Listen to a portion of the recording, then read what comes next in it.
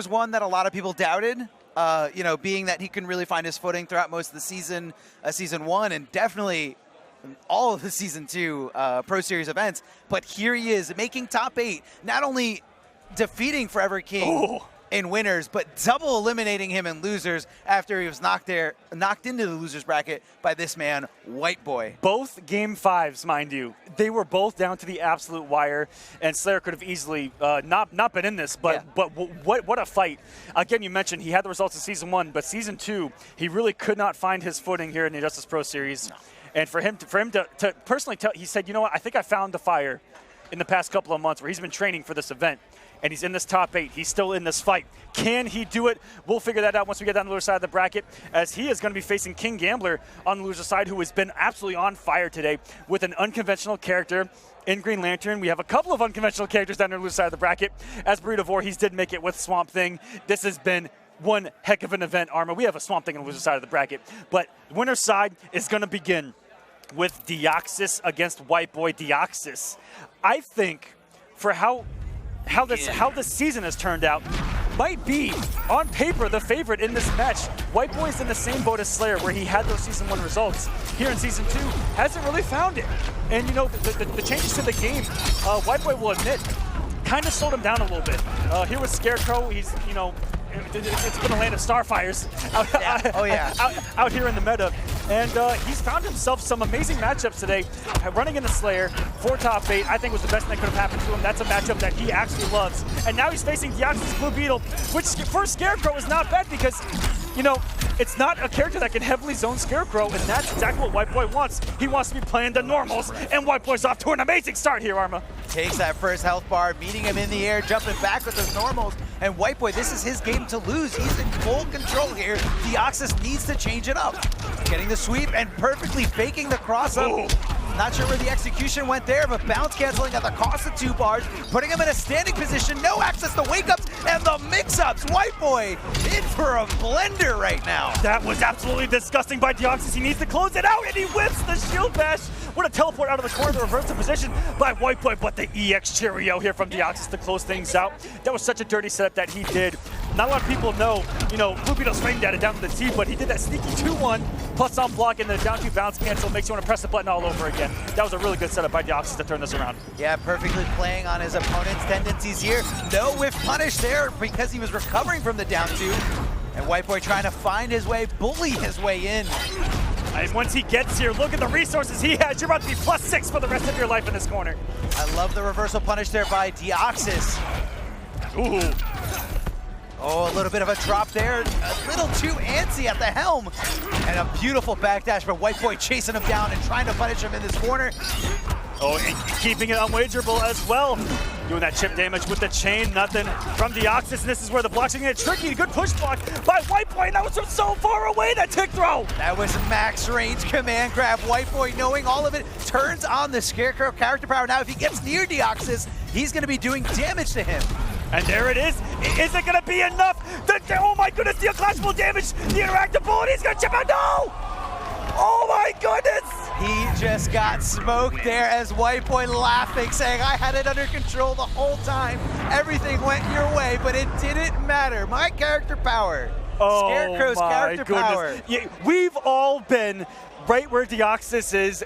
You shake your head, you wipe your forehead, and you go, what could I have done there?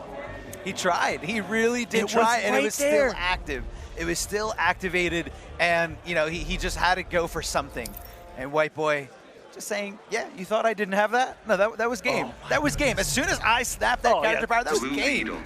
A snap of those fingers, but Deoxys cannot let this rattle him. All right, because unfortunately, there's not really much you can do to stop it, because once it's active, hitting him doesn't deactivate it. No. It's going to be active the entire time, and unfortunately for Deoxys, he did something so smart, which is keep that unclashable and stay away from him, and he did chip damage, and he was right there at the cusp. So coming into this, he cannot let that face him. Like, game 1 never even happened. But he finds himself in a huge hole, which is the corner against Scarecrow. Time to guess! And it's so hard to even whip punish that throw because it's so fast. It is very fast. A lot of players like to do instant jump 2s if it is applicable. Here we go, some hit stun into the command grab, and that's WhiteBoi changing things up. Usually you use a hit stun and you just continue pressure and mix up. Absolutely. Oh, no! Not like this. Magic Pixel, go ahead, bro. Hang yourself. As the gas just does the work for me. The character is the definition of scary when he's in that situation. And it makes you sweat. I absolutely love that NRS kind of built that mechanic in to make this character scary. They definitely did. They're going for a theme. Getting the interactable out of play because Deoxys is using a non-power character here. And that laser is very annoying to deal with. Oh, there it is. That fear gas, and he's just building meter here. Fear blasting these frosted Cheerios away. Full screen, WhiteBoi hanging on to 89 health. Can he use this to his advantage and finding his way in with these gigantic strings of Scarecrow? This is nowhere yet. 3 bars to 1. Great bet by Deoxys, doing 2 just to cover his ground in case WhiteBoi decided to get a little anti there, and meeting him perfectly with the air-to-air Deoxys. Instant jump 1. That is a huge read when you know, Scarecrow likes to be airborne because his normals can't be touched once they're activated. They're massive. So he's like, I'm going for the read, and I'm gonna put something active there before you're even able to. And the meter burn roll goes right through the 4-3, whiffing forever. Scarecrow off of that. Oh no. He just put Daddy in the corner, and here it is. Here's where you're so afraid. Get opened up. He's also got the trait fully activated if he wants to. He's gonna open the reach, and he went into it! Perfectly whiffed it out. The air escape. Oh my goodness. Punishing him as he lands and leading into a full combo. WhiteBoi is feeling himself. He's trying to get into the grand finals. He's trying to qualify for that one last spot here, and he's looking so good. He looks like he's on his way. He's 1 game away from going into winners finals. It's a redemption story for him, coming from season 1, making the Injustice Pro Series finale, being that massive threat that we know him to be. Once this game came out, winning a huge major like he did at CEO, and for here in season 2, you know, not being as loud in these brackets, not getting those results, the consistent top 8s, they just haven't been there. And here it is. Here's him trying to make his return to that finale. He's only a few wins away on the winner's side here. That's it. Just a few wins. That's all he needs. And here is Deoxys, last chance here. He's got to win the next 3, and he goes to Catwoman. I don't know if this is a matchup-specific thing, but I don't believe I've ever seen Deoxys playing this character.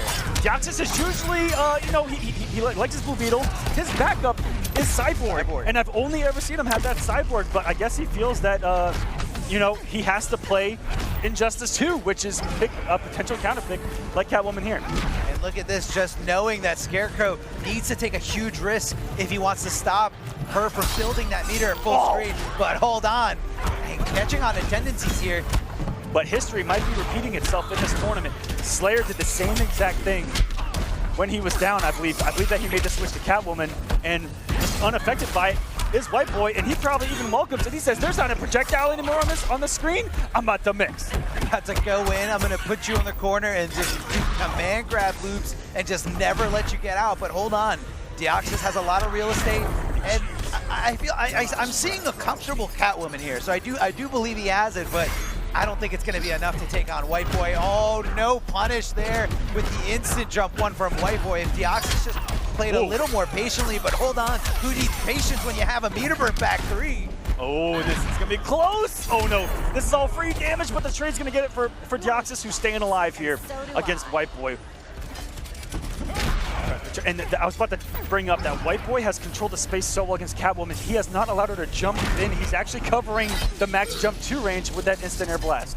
Yes, he is very aware. Yeah, very. I mean, that's pretty much a huge portion of playing fighting games is understanding what your opponent wants to do and when they want to do it. And if you saw the mind game he played, he would do that instant blast, and it's keeping Deoxys grounded at his own jump distance. So next time, I saw him mix it up with him doing a jump 3 instead of the instant blast. That's going to keep Deoxys guessing here. And he's going to escape. No! Gets put by a couple of normals anyway on the air escape attempt. Big damage on them. Is Deoxys coming off all 4 bars for air escapes? No. Going to eat the damage. I think Deoxys looking for another moment to clash, and there it is. This is for Bruce. That sounds terrifying. That didn't sound terrifying at all. And Deoxys, you know, he's guessing when to jump in. WhiteBoi is putting up that no-fly zone that he just walked into. Perfect. Oh my. I mean, if it is a bad matchup, WhiteBoi knows how to deal with it, but hold on, not recognizing that last and final hit, but when you're down to nothing, there's really very little that you can do about it, and WhiteBoi feeling himself after that 3-0 victory over Deoxys. Deoxys, probably one of the favorites to win this entire tournament, just got knocked in a loser's bracket by WhiteBoi. And he's got the long road down on the loser's side of the bracket, WhiteBoi. Very convincing win. Just so you guys can understand, 7 of the 8 matches for top 8 went to Game 5. 7 of the 8. They want it. And that only stopped when Swamp Thing won 3-1. I don't know. But for a 3-0 to happen already out of the gate, like we talked about, we're in the Wild West here at Last Chance Qualifier with everyone who qualified not being here. Anything can happen. Anything. And for a 3-0 to kick us off, that says something about how WhiteBoi's feeling right now in this top 8. Yes, he's back. He's back. He's in top 3, guaranteed no matter what. Only a couple of wins from getting that last finale spot. He's already been there. He's the veteran here, and he just looked like it right there in that win. He definitely did. Pure confidence. That is the look and determination of a man who just feels like he can do this. This is his day. This is his night to finally qualify and get flown out to Chicago to compete for some real cash. And unfortunately, having to defeat one of his own statesmen down there in Texas in Deoxys, and another regional kill coming up next, because winner's side was Texas versus Texas, and now we got SoCal versus SoCal, with Nubcakes going up against one of the dark horses and one of these surprises, not for a lot of us in the online realm, but Basics. Winner's side, top 8 against Nubcakes. He's been to 2 offline events this year, and I believe they were his first offline events ever. He went to Combo Breaker and didn't do well. It's tough. And you know, first event, he everyone's said, out there. He said it's a completely different environment, it's a completely different monster, as all of us will attest. Sure. It's completely different. Went to Evo, did a little bit better. Still not the results that he wants and that he feels like he can live up to. The skill is there. I've seen it. But didn't get there at Evo, and he goes, you know what? I'm going to keep trying, and that was so key. I got to give a shout out to Basics for continuing to work on it, and travel. He's here at Last Chance Qualifier, and here we go. This is the Basics that I know himself wants to see and that we want to see. Offline, in a winner's side top 8, against Nubcakes, who is coming into this with a win online as well in the IPS. He won the IPS Online West event. Yes, he did. Got some good points, and he was just on the cusp of making it in. He was just right there, but unfortunately did not, and he finds himself here, winner's side, and he is going to be a huge threat because we know he has what it takes to win these events. Nubcakes, it hasn't transitioned to offline as well this year as last year, but we'll see what he can do here because the pressure, I think, is on him. Basics, again, Gamer's a dark horse under almost no one's radar, and Nubcakes is really one of the favorites here to win. So I think the pressure's on Nubcakes here to perform, and man, his match for top 8, again, a Game 5 down to the absolute wire. We'll see what happens, because this is the biggest test for Basics in his incredibly young Injustice career. Yeah, no, super young, and here Nubcakes, look, man, he's been killing it. He's been doing so well this entire day, keeping his composure, adapting to certain situations, and you know, I don't think there's a matchup out there that Nubcakes doesn't know. You know, he is a lab wizard. He understands fully what to do in this situation. If you ever watch his past matches, him going up against Gur, it's usually a very, very close set here. So I feel like he's going to be feeling very confident going into this against the Atom. Now, the Atom really gets under your skin, shrinks down to nothing, and low profiles you for days with that down 3. If there's one thing I can say about Nubcakes, and I'm just coming to this realization, is that it reminds me of Samij, where he uses one character, and instead of looking for an answer, wow, what an instant jump one. That was so Nubcakes to do, by the way. But what I'm getting at is that he doesn't look for answers in another character. He looks for answers with his character in every situation, in every single matchup, and you have to respect that work that has to be put in to be able to use Batman in every single matchup and at the highest possible level like Nubcakes does. And you can see the work being put in. We saw earlier, he's one of the only people in this entire scene to punish EX Molten Trap on block with an instant jump normal into full combo. Little things like that you're going to see out of Nubcakes that make him one of the best, if not the best Batmans in the world. Instant jump, yeah, that was absolutely insane. A very outside-of-the-box approach to punishing something that was definitely punishable there. But hold on, Basics off to a great start here, technically taking that first round, taking that first health here we bar. go. And this is free damage here for Basics. Hitting Nubcakes there with the overhead. Nubcakes trying to slide out of the corner here. And I think Nubcakes doing a great job of maintaining the trade and punishing correctly here, as we're just seeing now, waiting it out and just looking for the opportunity. I think Basics needs to be a little less stingy with that character power time. And 4-2-3 from Batman becoming a launcher in the corner. And no hit twice by Nubcakes, not committing there. Getting him burned, but he's getting the damage. And what a reaction, that teleport. I'll take you down to Microtown. Don't bet on it. That takes some stones to do right there, Arma. He had 3 bars of meter. That could have easily hit him. Could have. No problem. Ducking under all those batarangs. Those batarangs do hit as high, so Basics just kind of waiting it out. And what a perfectly timed meter burn gunshot. Better, but not good enough. I can't let Dr. Palmer down. I can't tell you exactly why, but that straight ray gun shot, that is a high from Adam. It hits so many people because your natural instinct is to walk forward towards Adam, and it catches so many people off guard. Yeah, not only that, but especially against a lot of projectiles, Adam is willing to take that trade. So if he times it with your projectile, that's going to be a trade that's going to lead into a full combo. And the character builds so much meter, does Adam. And what a game one we've got here. This has been the definition of back and forth. Basics reversing the sides too. That was so smart, but unfortunately, the last hit Nubcakes with the clutch block on the trade. Back 2-3 and activating the character power, the mechanical bat. He's got one more to go. There it is. Ooh! And what an anti-air, what an answer by Nubcakes. Great meterless damage here. This is Basics' last stand here. Can he do it? Nubcakes trying to get out of there. Okay, he's safe, needs to wait for the character power, but one mechanical bat is trying to win this for Nubcakes. Not enough damage. No damage, 61 off of the conversion. Mechanical bat, what a clutch block. Nubcakes is gonna take game number 1. That was so drawn out. Such a lengthy fight. They were throwing jabs to each other the whole time. There were no haymakers in game 1 yet. Nothing. Adam. And again, Nubcakes' patience has been doing so much for him today. A very calculated, well-composed, patient player. That is Nubcakes. Batman. Fighters Willing to take the mix-up, Arkham Asylum. willing to wait for his opportunity, not too antsy about creating the opportunity. So we'll just sit back a little bit against Adam, let his mechanical back do the work. If it hits, great. Here's my chance to combo. If it doesn't, I'll keep blocking. I'll keep waiting. And you know what I've been amazed with this entire match is how composed both these gentlemen are and the pace that they're playing at. Very patient play by both of them. They're both looking for their opportunities. And for two guys that are coming from relative online success, to see them playing at this level offline, it's incredible to watch. I'm loving the back and forth. These guys are both playing outstanding. And it's Nubcakes with the early lead. The veteran in this instance. Can Basics come back? And they're looking fantastic so far. It looks like the pressure hasn't gotten to him yet. No, definitely has not. Basics willing to take this, and right now, I mean, the first game he started off great, just like this one, but Nubcakes ready to turn it around, and that's exactly what he did in the first game. So Basics needs to keep his composure. Oh, backdashing is not keeping your composure. That's you looking for the invincible way to get away from your opponent's pressure, and Nubcakes all over it. Yeah, what a read by Nubcakes, and I don't know what he was thinking. He does What away.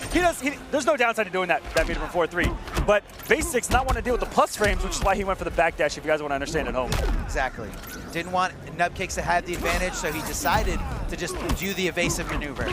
Oh, no whip punish there. He just stared at him. I don't know why, but it's okay. It's free damage. He's only got a little bit of a pixel. That was so smart. That was so smart by Basics, canceling out of there, knowing he was going to air escape. Pass this hero test. And air escaping the last hit is the only way. And not a lot of people know that, to punish the trade combo in the corner. If you air escape the last one, they whiff and they recover, and then you punish. But it was such an advanced mind game that Basics knew that's what he was going to do, and so he canceled out of his trade early and was able to recover before Batman the parry! Oh my goodness, Nubcakes all over that, and he is one of the few that has the stones to do that in this matchup as well, but I can't even tell you what kind of level intellect Basics was on in that corner. That was just incredible, and you know what? Going out in style is Nubcakes, but once that wall was up, there was no getting to Adam without dying. What a game 2. Back and forth like I talked about in game number 1. Here we are all up, tied 1-1. Basics, he looks so strong for someone who has admittedly said that the transition to offline has not been easy for him. It looks pretty dang easy right now. I mean, look, the one way to get over a problem is to admit that the problem exists, and that's how you conquer your fears. That's how you conquer the obstacles that are presented to you, and that is definitely a real thing that happens to a lot of players, and the only way to get around it is experience, experience, and experience. Oh my! Instant jump one! And he caught him with the bat full screen. Can I say, look at that knee? Look at that knee! Back 2-3, putting Basics to the corner here, and he's got 3 mechanical bats, and he just has the gall to just slam down on the overhead, but Nubcakes trying to get as much meterless damage as possible. What a conversion. If this is your first time watching Nubcakes, he is known for that instant jump one with Batman, and it is shocking how much it works. If you got the right read, it's gonna work. Because I think I've seen every other Batman, this is including yourself. I've never seen that really from any other Batman. He's just his own on that. It's definitely his signature move. Oh, looking for the jump there. Hold these plus frames, but for some reason didn't block the overhead in that second hit of the back 2-3. I would say instant jump one and back one slide. No, he loves back one. Back one slide, even when it doesn't have a mechanical bat to back it up, and if it's not for the first bar, like he'll just do it. Well, because a lot of players like to, they don't want to block the overhead, so a lot of players like to backdash the gap and just chase it up down. Here is Nubcakes. And Nubcakes is also known for being a little bit more crazy with some of his decisions like that, where he just You don't look so big slides. to me. I mean, if you ask him, he says it was a read. It was a read. I knew he was going to do it. That's only if it works. Yeah, 100% if it works. But if it doesn't work, input error. Input error, always input error. Like that up batter. Did you see that up grapple earlier today? That worked. That worked. Yeah. No. Anti-air. Read. Jumping right in perfectly, just like a projectile. Just timing it and understanding when your opponent's susceptible to a punish. Oh, didn't miss the hit stun in the mechanical bat, and that's going to take away the mix-up there. Basics, look for the anti. If Nubcakes down 2 would have worked right there, I'd have been a little bit disgusted. But Basics is going to put himself in the corner, looking good for Nubcakes, and teleports have not worked. If you're looking at Basics, teleport might have been taken away out of the game, but that was such an early restart, and we've been seeing that. Unfortunately, from some of the veteran Slayer, hitting a couple of early rematches. I want to say, I was about to say, can we talk about how going instantly to restart is definitely an offline thing? And it looks like Basics is already transitioning to an offline player. Oh yeah, beautifully. Going to the offline tech, immediately resetting when you know. Start rematch. Yeah. Never happened. Never happened. Oh, Nubcakes. Very good block there by Basic. But again, doing a lot of backdashing in those, very questionable spots where he doesn't want to deal with a frame disadvantage. Ooh, Interactable getting stuffed with an excellent backdash by Nubcakes. He's going to get the confirmation into the trait, and we're going coast to coast, corner to corner, and walking into some hits done there, barely getting out of an up battering that almost looked like a read of a lifetime. I want to say he saw the battering and said, oh crap, I got to grab this Interactable and not get hit by it. Pounding down on the ground. And Nubcakes being so patient with the mechanical bat, and what a well-timed teleport. Entering the matrix on that mechanical bat. And look for the down 2. Knockdown's gonna be there, but what a push by Nubcakes, perfectly spaced. Knew that there was gonna be that space off of that knockdown, and he did this, what he thought was his most forward-hitting launcher, which was up battering. So smart by Nubcakes. Speaking of smart, meter burn forward 3ing right through the Interactable at the perfect time. Not too early, but just in time after the armor is gone from meter burning them Interactable. Nubcakes is now 1 health bar away. Basics does have a full stick of butter coming off a quarter of it for that potential launcher, but not working. He's going to teleport out of the corner. Luckily, Nubcakes wasn't scouting it this time around. He's able to actually move with it rather than getting punished, which we've seen so many times over and over again. Push blocking the plus frames and the mechanical bat out of here. Yeah, get that trade out of here. Does register as a hit, so it does go away for Batman. Ooh, teleport's working now for Basics. It's coming off that resource. It's coming off all of his resources. That's 2 bars just like that. To get that first health bar, though, absolutely worth it. I mean, we've all seen what that health bar could do. A little bit of buffering there from Nubcakes' full screen as he's trying to feel out the neutral. Getting right under, and what a delay for the conversion. Oh, Basics puts himself in the corner at the end. He had to teleport out, and Nubcakes not with the punish. That's the string. People love backdashing it. He was probably looking for the medium version of the teleport, and Basics might be just trying things a little bit differently. Nubcakes getting thrown around because these teleports are working all of a sudden. Or before, put out a back 3. getting punished there. Nubcakes all of a sudden. Basics with the healthy corner position. Chase trying to chase him down as Nubcakes. That's kind of scary going at an Adam like that, where you could be walking into a down for you could be walking into a stomp. Potential plus frames there as well. And now Basics is in the driver's seat to try to send us to our first game 5 of this top 8. Meterbird gunshot gonna do the unclashable, but he canceled it. I don't know why. Oh, he's keeping this unclashable as well. One more, and we're gonna go to our first game 5 of this top 8 on the winner's side. That shows experience. Now, Nubcakes, along with a lot of people, along with myself, thought, okay, here it is. He's going to go for the guaranteed unclashable damage, but instead canceled the second hit, dashed up, and hit him right on the toes as a low. I didn't see it coming. Nubcakes didn't see it coming. And Basics tying it up here 2-2. He's in this. Who sees a microscopic mix-up incoming anyway? It's not fair. It really It's not isn't. fair. He's an Adam. Coming at you with a 50-50. It's hard to block. Let's just be serious here. We got ourselves our game 5. Let's go. Basics getting the first hit. Nubcakes got to do a little bit of catch-up work. Hopefully those mechanical bats are going to help, but they're not in this situation. Going to keep the combo with no mechanical back spent. Instead, he's going to hold on to him, look for his opening. Oh, doesn't catch the backdash.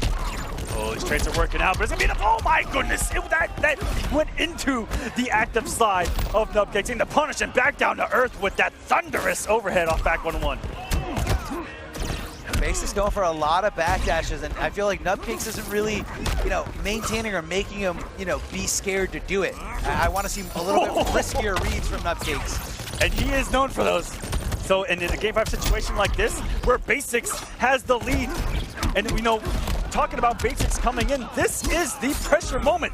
You're in a game 5, winner's side top 8 at the last chance qualifier for the Injustice Pro Series, and it looks like you actually are the more mentally prepared player. Insane. It is insane, especially seeing that drop from Nubcakes. Just kind of a little bit of an error, an execution error. Going over to the other side, hold on. Doesn't matter if you meter burn that ray gun. If no one's home, I know you can it's going to do you no good. Championship caliber meter burn roll right there by Nubcakes. Working out for him, walking into a pound on the forward dash, getting punished as we're going to go to a final health bar apiece. Game number 5 for winners finals of the last chance qualifier here. Stomping him out here. Nubcakes just trying to get through all these projectiles, all these obstacles that he's presenting, but it doesn't matter. Trade is up, and that's all that Basics is looking for. Going for a super. Oh my goodness! And what a move there. Any little gap that you have in your strings, in your pressure, if your opponent has super, you better watch out for it. But I don't know if this is a little too early here, because if he goes into a clash, he's not going to be able to contest. And if he doesn't go into a clash, Nubcakes is going to keep the meter, he's going to keep the meter deficit really high. Ooh, good push block, but still 2 bars to none. Trade's activated. He has to keep a single hitting. better, but not good enough. Instead, Nubcakes probably going to go for the 25%, or is he going to hold on to the bar for the potential restand? He's coming off both. He wants that 25 back.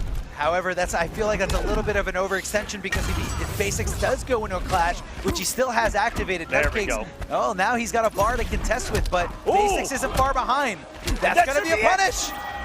No bar. Hits done. What's it going to be here? The mix-up, the back 1-1 working out, but no commitment by Nubcakes. Is this going to cost him everything to parry the low? And Basics with the comeback and the, dare I say, upset in this top 8. He's going to move on to winners finals. What a surprise. This is why we play the games. This is why we play the matches. Upsets like this. That's got me sweating. That was quite a set there. Basics coming back from it all. Just when you thought he was out, he made the comeback with a beautiful super there. It wasn't enough to seal the deal, but I feel like he understood that he wasn't in the most optimal position, and he played it perfectly, play by play, understanding, making the right decisions there. And Nubcakes just had to desperately go for that parry at the end, because he knew blocking was not going to be an option. And very good stuff. We talked about Basics overcoming so much in this top 8, in this tournament. Looking so poised. It's actually surprising me how well he's playing in this top 8. Simply because, Nubcakes has been there, done that. Oh, yeah.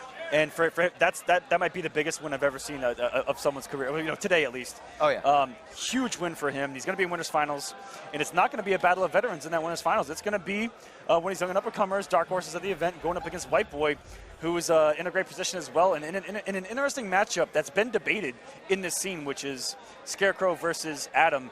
But Basics also plays 100 characters. So you don't know who he's going with. And we're not too sure. I did not expect him to go Brainiac for top 8. And looked incredible with Brainiac. He also has a dark side. He also has a Starfire. And WhiteBoi's, I think one of WhiteBoi's weaknesses right now is Starfire. And I fully expect Basics to play like a savage and go for a potential counter pick in that situation. I mean, you got to go for any advantage that you can find. And, you know, that's the reason to play multiple characters in any fighting game, is to use them at high level in high tense situations to your advantage. But on stream, ready to play for you guys, we have Slayer going up against KingGambler. KingGambler had a great showing on stream earlier today. I believe he double eliminated Neo. Yes, he did. And, he actually had to beat King Tiza in losers finals. Tiza actually eliminated Sunio on the loser side of the bracket. That's insane. Insane. Absolutely insane. Tiza doing really well. And wait a minute. That's a buffer. That was a buffer. It was a buffer. It was a buffer. Slayer with the buffer. Looking to get into KingGambler's mind early. He knows this is a young player, and Slayer came into this confidence. He says, I'm the veteran. I've been there, done that, and I've lost everything you can lose in this game. I have no pressure. He's playing to win. He is playing to win here. Choosing Black Adam in this situation, not really jumping in willy-nilly there, as KingGambler expected, as he puts in that down two a little preemptively. Pressure's on here by KingGambler. What's going to be? What a jump by Slayer to get out of dodge. Interesting decision-making, great punish there by KingGambler. Didn't even mind if he had to spend the meter. I think he just wanted to get his hands on him. But Slayer going in and backing off, waiting for the character power. Never mind, a little too far away from the corner for the conversion. That looked like it was the moment KingGambler decided to crouch. That pressure, that's going to be the first bar. Slayer looking so strong. What is kind of scaring me right now about Slayer is that he's not afraid to stand in your face and press a button whatsoever. It's kind of scary how offensive Slayer's being today. That's definitely the Slayer playstyle. When him and Thea were both playing Superman, that was the main difference between those two different characters, or the two different same character in those two different characters' hands. Slayer, the aggressive one who just wants to go down your throat and forward 2-3 you, and Theo, the more composed, waiting for his opportunity. Very zone-heavy method with that Superman as well. KingGambler needs a monumental comeback. I don't think he has the damage here. 5.1 remaining, and the meaty not working out. The wake-up cage, or wake-up lightning cage working. Feels like old times. Except this time you die. I heard that move didn't work. I heard Black Adam had no wake-up. And I love Slayer's decision there, because he's in this... Now, if Slayer loses this match, he's only going to have himself to blame. Instead of going for unclashable damage, he decided to teabag and press down two right in his face. That's another dive kick working out. KingGambler on his approaches might have to be holding forward rather than down forward a couple of times. You know, it looks like he's just getting caught off guard with those instant air dive kicks that Slayer's throwing, not from full screen, but like at that mid-range. And here is the switch from KingGambler. We haven't seen it all tournament, but this has been the character I've seen him play the most in the past couple of months. He's a regular on War of the Gods, does really well, and it's been with Fate the past couple of months where he's found his results. But Green Lantern's been doing the work until now, where he's going to make the switch. And in a matchup that's also pretty debated. You know, early on it was, Black Adam destroys this character simply because of mobility and, all the strikes and the counter zoning tools that Black Adam does possess. But it's been kind of a different story of late where it could be kind of evenish. I'm not going to sit here and take a side, but we could have ourselves a match here. We could see, and there's probably going to be more to discuss about the matchup later on after this result. But Slayer, not off to a great start, but looking for the trades here. And I want to say, as long as you don't get hit by that meter burn projectile from Dr. Fate, I think you should consider that a win. Oh, and the reaction, young man reactions from KingGambler right there, meter burn from meter burn.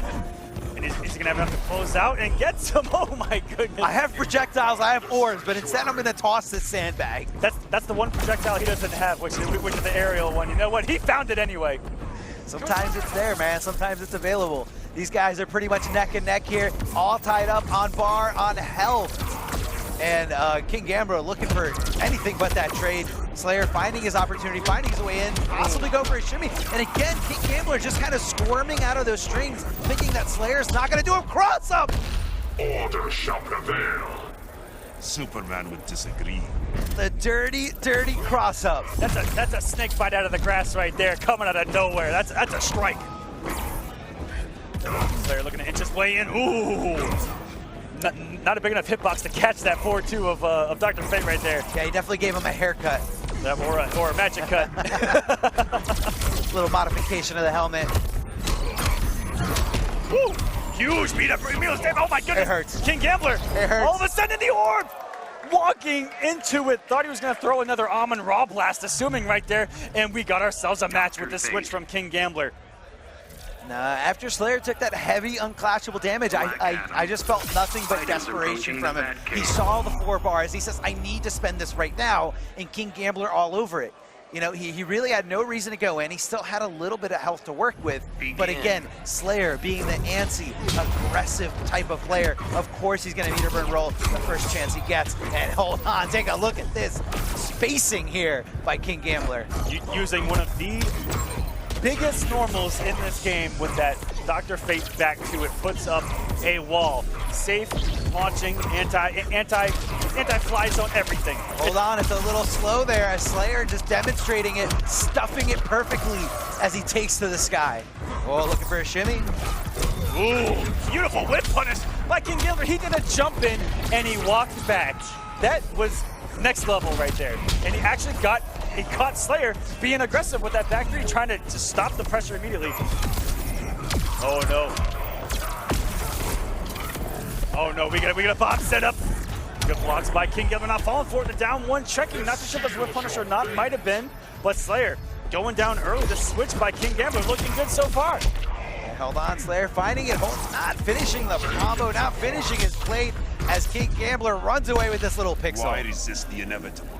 Fate stops for no man. I mean, may have fallen for the curse we've seen so many times this tournament, which is Gambler having the 2 bars looking for an air escape. An interesting choice there by Gambler. Didn't want Slayer to get any kind of momentum back. Foot dives his way in. I respect anyone who says you're not getting anything back, and I don't care what it costs me. Yes. That just sends a statement early on. Oh yeah, it definitely is, but hold on. Slayer trying to make this comeback. Ooh. Back-to-back Palpatines. Big whiff there. Half expected Slayer to put something out there.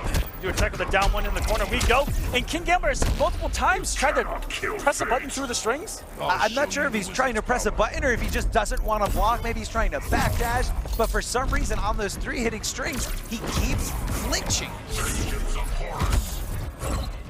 It's a scary situation right now for both each other. One for the anti-air, getting absolutely stuffed by Slayer's jump 2. And he had the bar built, but I don't think he believed in that situation to go for the launcher. Big damage coming out of Slayer, coming out the resources. And he's going to go for the shimmy. The back 2 out here by KingGambler. And the big damage isn't enough. Oh my goodness, that came out of nowhere. What a swaggy ender to take the lead. KingGambler on the verge of eliminating Slayer. Slayer just going for that last and final mix-up, jumps over to the other side, and I think he just thought he possibly would go for a backdash, throws that low lightning, and Slayer down to his last game. This is do or die. This is loser's bracket. There's no other bracket. When you lose here, you're out. And you know what? First place is that's it. Winner go home the entire event. And I will tell you, in between the games right there, KingGambler looked unfazed by where he is and the position he is in, whereas Slayer looks like he's sweating a little bit. A little shaky is Slayer, especially in this situation. Ooh! Getting snatched out of the air, tries to go for the meterburn foot dive. Slayer takes a deep breath on his final life bar. This is it. He's got to make a comeback. He's got to make this happen. Oh no, getting hit out of that dive kick. It's been KingGambler with a couple of big hits here to stop the aerial approaches of Slayer. And now he's been staying grounded. I mean, everything is working right now for KingGambler to try to close this out. Ducking under there, great win. Not anticipating the overhead or just decided to flinch at the last second. Oh, this would be a cross-up. He didn't go for it. We saw that set up earlier by Slayer that I've never even seen before, where he can back 2 on the other side and actually get the overhead. And what a down 1 to stop the 4-2 approach. Slayer not getting up the closeout, but the jump back. And when Black Adam players jump back on and wake up, and you wake up, that's the easy punish right there with that dive kick. Yeah, just dive kick, again, changing the trajectory and going right in after you avoid the wake up. Oh, here we go. This looks like it's curtains for Slayer. He's got to make a huge read. What a pickup, by the way. Oh, wasn't ready for the wake up. Oh, and into his trap, and the jump 3 beats it down 2. KingGambler has done it. KingGambler has done it in front of everyone, eliminating Slayer. Slayer, a man on a mission. Unfortunately for him, that mission ends here. He will not qualify for for the Injustice Grand Finals. Goes home with 7th place here. Made a showing, showed that he was still in the running for doing so, but just not enough over KingGambler. And I think KingGambler is just playing so well today. This is his day. And you know, coming into this event, he traveled a lot for Injustice 2, especially here in Season 2. He traveled a lot. And he got his first result not too long ago at KIT Texas, where he actually placed, I believe, was 4th. He did really well at KIT Texas, or KI Texas, Kumite, Texas. And, you know, getting that first result offline, giving him that added, you know, added oomph to his gameplay. He's definitely feeling confident coming into this, and it shows. The man's playing confident. He was 1 hit from being in this on the winner's side, by the way, against Deoxys earlier tonight in that winner's finals of that pool. Playing sensational. I love that he has the multiple characters. You know, the Green Lantern didn't work out. Made the switch to Dr. Fate, getting the job done. Really good stuff from KingGambler. Looks like he's in a great position to make a run here in loser's bracket. He made it no problem. The adjustment was like nothing. You know, maybe he's just a little used to it from playing online so much. The online in this game, when you do play your ranked matches, it is 1st to 3. So he's been there. He's been in the situation, and it's a great way to just kind of, you know, simulate the tournament experience. But guys, let's check out the bracket real quick, and let's see who is still left in it. Now, up next, we have Emperor Kombat going up against Burrito, Voorhees, the younger brother to Forever King, and Swamp Thing Extraordinaire. Going up against Emperor Kombat. One of, I mean, on everyone's radar coming into this. Oh, yeah. The results online speak for themselves. Sure. The man is a monster. And I'm not too sure if this is his very first offline event or not. But he is here. And it is here coming into this. And Emperor Kombat on the loser side of this top 8. On the winner's side, lost very close. It was a game 5. And on the loser side, making it in here. Going up against Burrito Voorhees in a matchup that I don't think any of us have ever even seen. But if there's one thing I know playing Pokemon back in the 90s, it's that fire beats. That's true. That's true. Let's see if the rules carry over to Injustice 2. Fire beats plant. But let's see. Easy. Let's see if Swamp Thing coming out of the swamp waters is going to protect him here against the burning. He is more than just one element. So this is Swamp Thing. So again, Swamp Thing, a character is a little bit less utilized. We don't really see too much of it. A big body, definitely through and through. But when he crouches, he gets under a lot of stuff. Always has full screen presence with those command grabs. But and really big normals. 4-2 is one of the biggest mids in this entire game. And another thing coming in this matchup is how well does Kombat know this matchup? Has he played it? Because there are not a lot of us in this scene that can look at someone in the eyes and go, yeah, man, I know the Swamp Thing matchup. There's not a lot of us that can say that. That's true. That's true. Not too many Swamp Thing players out there.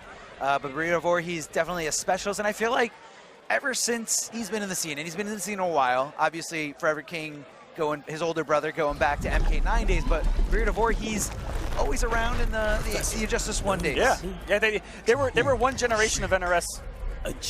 Difference. Yeah, you know, or one game. Yeah, MK9, big brother coming in, and then Injustice 1 little brother coming in, and they've just been a dynamic duo at the highest level since. And Burrito Voorhees in this game making a huge change in kind of, you know, how he wants to compete, which is he just wants to play what he has fun with. Oh yeah. And you know what? Everyone at home, y'all can hold that. The man's here having fun and getting placements. And here we go. You're in Abigail's Garden. You're actually in jail right now. There's armor coming. Stand tree coming out of this man. An excellent push block. When you're staying in this corner, that's the first health bar. Welcome to prison out of Swamp Thing in that corner. Giving him the little elbows there. But hold on. Meterbird back 3 to desperately get out of the corner. Amory utilizing his resources. I don't know, man. What's going to be the mix-up? Burrito Voorhees not knowing how to block. Doesn't block the fake cross-up. What's he going to block this time? The real cross-up. And just like that, ladies and gentlemen, we are even. It took one hit apiece. He's got more bar. He's got more bar. So once he finds that hit, he's really going to make it hurt. Firestorm utilized all his resources, so it's okay. Oh! Look at that. Meterbird back 3 cancel, doing so much damage and trying to get some health back. That was 3 bars of meter. Went back to being full health, and now Kombat's already halfway dead. His command guard's doing so much damage. And look for the stagger. There is a gap in back 1-1-3, I believe it is, but it's plus on block. And I think Burrito may have just got caught thinking Kombat knew the matchup. This command guard's gonna be close to the kill. One more, the punish is gonna be in the stand. What he did make it a clashable. That was so smart, Burrito 4. He's coming in. Swamp Thing is on the map. Swamp Thing is here to stay. Burrito Voorhees up 1-0. And look at the composure that that man has. He's just not fazed by it at all. A high tense situation, and he just does it like nothing. Oh, he's the veteran here. He is. So poised. Nothing to lose. He says, I'm playing Swamp Thing. You think I have something to lose here? I already lost. I already lost. That's a character select screen. Oh, nothing in the hit stuff from Kombat there. Might be a little bit shaken here. I think I would be shook in this situation. Hold on, never mind. Kombat doing a great job. You know, obviously sniffing out the command grab, but recognizing that the command grab did whiff, and he really made him hurt for it. Really good check by Burrito, by Kombat. All over the check, you know. Everything that he goes into off of 4-2 from Swamp Thing isn't punishable, but the mix-ups aren't that real, you know. You just gotta wait your turn. Yeah. You have to wait your turn. Swamp Thing's got some great normal range here, so that's really going to play a factor in this matchup. And that's where it gets scary. And unfortunately, the thing about Swamp Thing is all of his normals, you're pretty much going through a swamp with them. They're very slow. All of them very slow startup, and even there, the 4-2-2, even though he did it so early on the meter back 3, it still wasn't enough to get there to break it. And chipping him out there is Swamp Thing, keeping the block string true. Swamp Thing having a Red Bull in between the rounds, getting those wings, and is he gonna pick it up? No! And that's a background bounce that really helps out Swamp Thing, because he doesn't get forward and back 3s off of background bounces often, but Brainiac holds on to you, and it gives him that time to swing. Interesting choice. This background bounce is a little different. Hold on, Burrito Voorhees. Oh no! So much mileage with those meter burn back 3s. Just getting warmed up. Emperor Kombat just knows exactly when to do them. And that was such a delayed wake up. The meaty log that Burrito Voorhees did, if he'd have woke up into that, he would have been plus a lot. And wait a minute. Welcome to Guessing 101, level 3 by Emperor Kombat. That's going to do it 1-1. Wait a minute. That's plus a block with the reversal. Kombat, a little bit of a savage right there. I mean, you got to do it, you know. Even blocking was not going to be an option. Go for the faster option. Go for the faster reversal special move. That's one of the fastest reversals in the game. It's quick. It's quick and in your face. And look at these guys are not phased at all. Whatsoever. There's so much pressure. This is it. This is the losing bracket. Honestly, Burrito Voorhees looks like he's at the World Championship Series of Poker right now. That man is stone-faced. But, you know, in that situation, Burrito Voorhees had the plus frames. I don't know what he did, but I feel like with the plus frames he had, like a standpoint or something, we're going, oh my God, that's some damage right there. And every time he's done forward 2 in the past, 2 minutes, it's gotten annihilated by that back 3. It has been that, again, that meter burn back 3, the range on it is so incredible. And Kombat with the read, knowing he was gonna go right in for that dash and just decided to Molten Trap right in front of him. Now that Molten Trap does not automatically track. He has to specifically place those all over the map. I will say, man, that has really been the only difference so far in this match, has simply been those meter burn back 3s by Kombat against those 4-2-2s. That is why Kombat is in this match, I think, so far. Every single time. I have expected it right there from Kombat as well, but even more patient this time around is Kombat. Fire will not be enough. We'll get more creative. And spending one more bar, that is gonna hurt, and that's gonna leave a really bad taste in Burrito Voorhees' mouth. Activate Abigail's Garden. Needs to be careful with these projectiles. Abigail's Garden does get the command grab armor, and it hurts. It does. It does, and it can grab you from almost anywhere on the screen, and he's just whiffing it so much. Burrito Voorhees needs to take a step back. He's getting a little too antsy and just whiffing right in front of him. Fighting games 101, you need to understand your spacing. You need to not whiff right in front of your opponent, because a great opponent will whiff punish you. And we've seen that so many times from Kombat. And you know, let's see if Burrito Voorhees can turn things around, but what a start to Kombat, getting first hit, and now already with the health lead, with the space built where he can look out for that 4-2, and he's building that trait. And with that health lead, he's going to be incredibly comfortable right now, Kombat. Woo. Oh, down one into the star. Fish here. But Burrito Voorhees bringing him closer and closer to the corner. This is where he wants to keep him.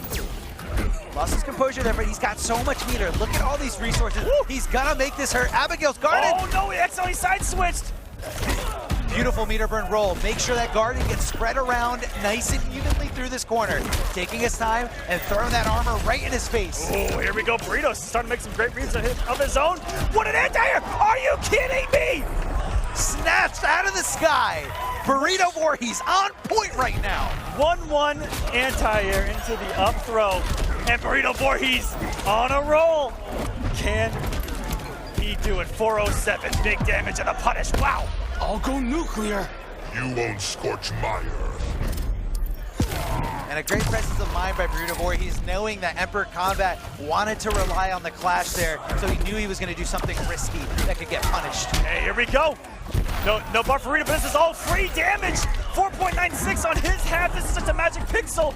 And I mean, at this point, the air escape is all Kombat has, and something, if he gets a clean hit, can do some massive damage. And he's tried to cancel that forward too, but still not enough to break the armor fast enough on the back three. The speed just isn't there for Swampy. Definitely isn't there. Poking right after that slide. Recklessness. Freaked out by a little fusion. He's got 2 more bars in him. What's he going to use? Nothing. He's holding on to it. Are we going to see a super? Because if he does get it, Firestorm can't do anything at full screen. Came out the resources. He Big came whiffs off. by both of them. Oh my goodness. And no bar, and now Burrito's gonna start swinging. Doesn't have to worry about a back three. Meaties with the command grab. And what's gonna be for breakfast in this corner? The huge overhead and a tech throw. So close. Is he gonna do it? Are we gonna go to a game number 5 once again? He gets it with a down 1. Swamp Thing with Burrito Voorhees. Never thought I'd see this, Arma. I didn't think I was going to see this either. And look again, the pressure not phasing these gentlemen at all. Burrito Voorhees is just like, this is another day in the office. I can do this standing on my head. And now with first hit, opens up combat cleanly. He didn't come off the launcher there and didn't overextend on the media as well. And the interaction was not working for Kombat. What an air for the win. Stand one. Stand one. What is this, MK9? The beautiful anti-air here by Burrito Voorhees. I think he knows a thing or two about those anti-air stand ones. And welcome to jail. This is all going to be armored. At least he's coming off the resources. If you're looking at it from Burrito Voorhees' standpoint, this is his game. He gets armor. Anytime he's in Abigail's Guardian, he gets free armor on that giant tree chunk to the face. It's a stand 3, but we like to call it maybe stand tree. Stand tree. What a block. That's plus as well on block. We get hit by all of this. Hits done once again. Can't come back close his first health bar. I don't think he has it. He had it just enough to get the hits done with the level 3 activated. Great reactions there by Burrito Voorhees, but getting a little too antsy at the helm there, trying to get out of the Molten Trap. What's he gonna do? It's not, a charge is not gonna be enough to chip him out. And again, Burrito Voorhees hanging himself by miscalculating that spacing. Not in range, don't press those buttons. 1 health bar apiece, and stop jumping at me, says Burrito Voorhees. Does have to watch out for the 1 bar right now. Oh my goodness, I lied right to your face. What a clean opener by Kombat. Burrito Voorhees half expected him to stay grounded there, respecting all that armor off the Abigail's Garden. And he has baited out the meter run back 3s these past 2 games. The adaptation is there.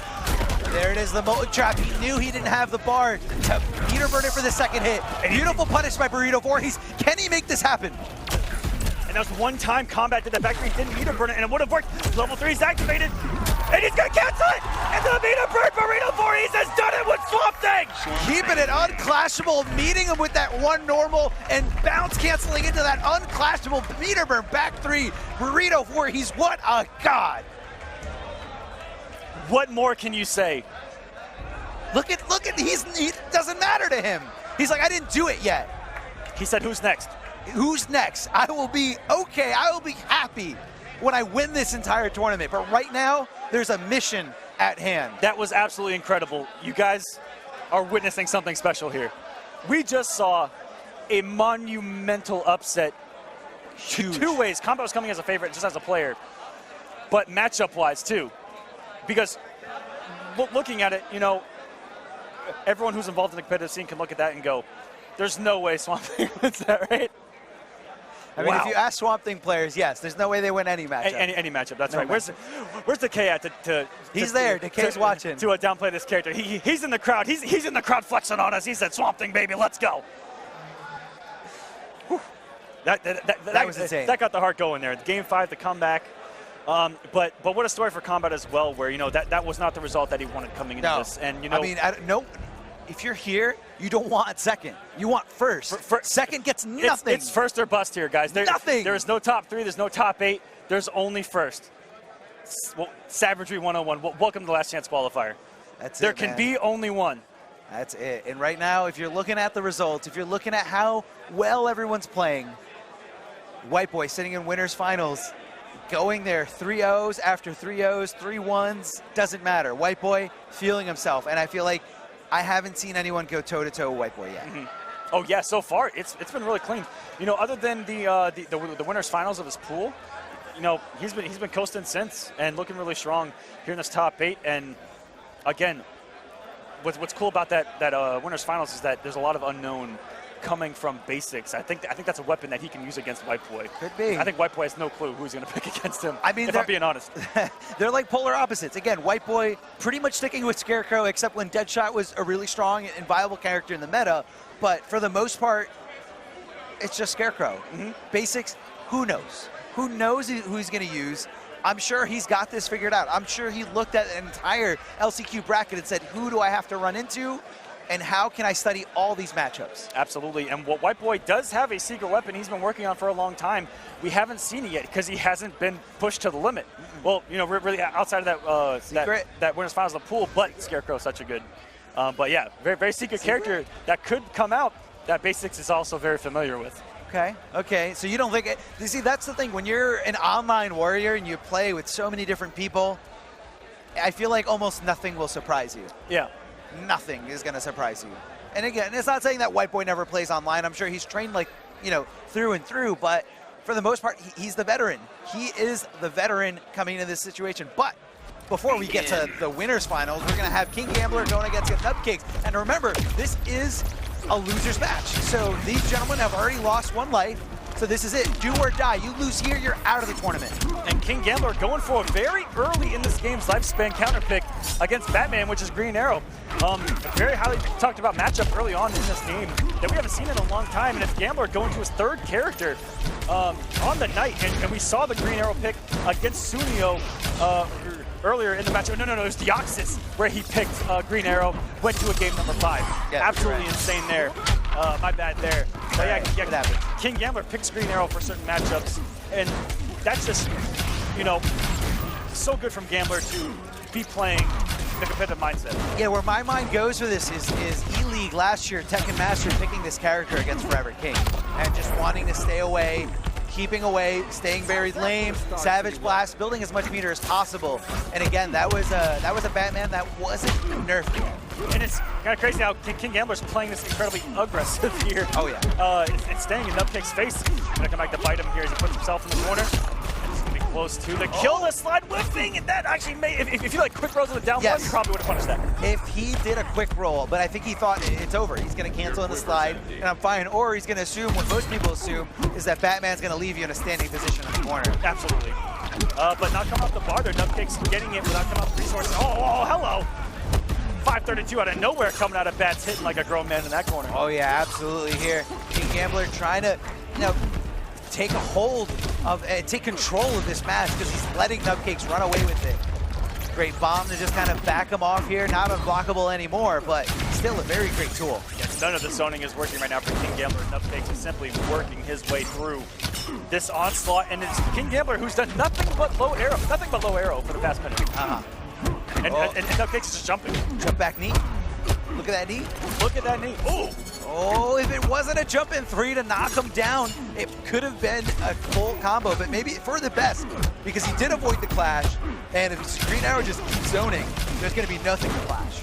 Oh, and this is looking good for Gambler. Health is now even fire arrows do so much damage, but the one time he decides to move forward and punished by Nubcakes. And I'm so surprised that he didn't go for the clash there. He had the meter lead. He could have got at least 15% back.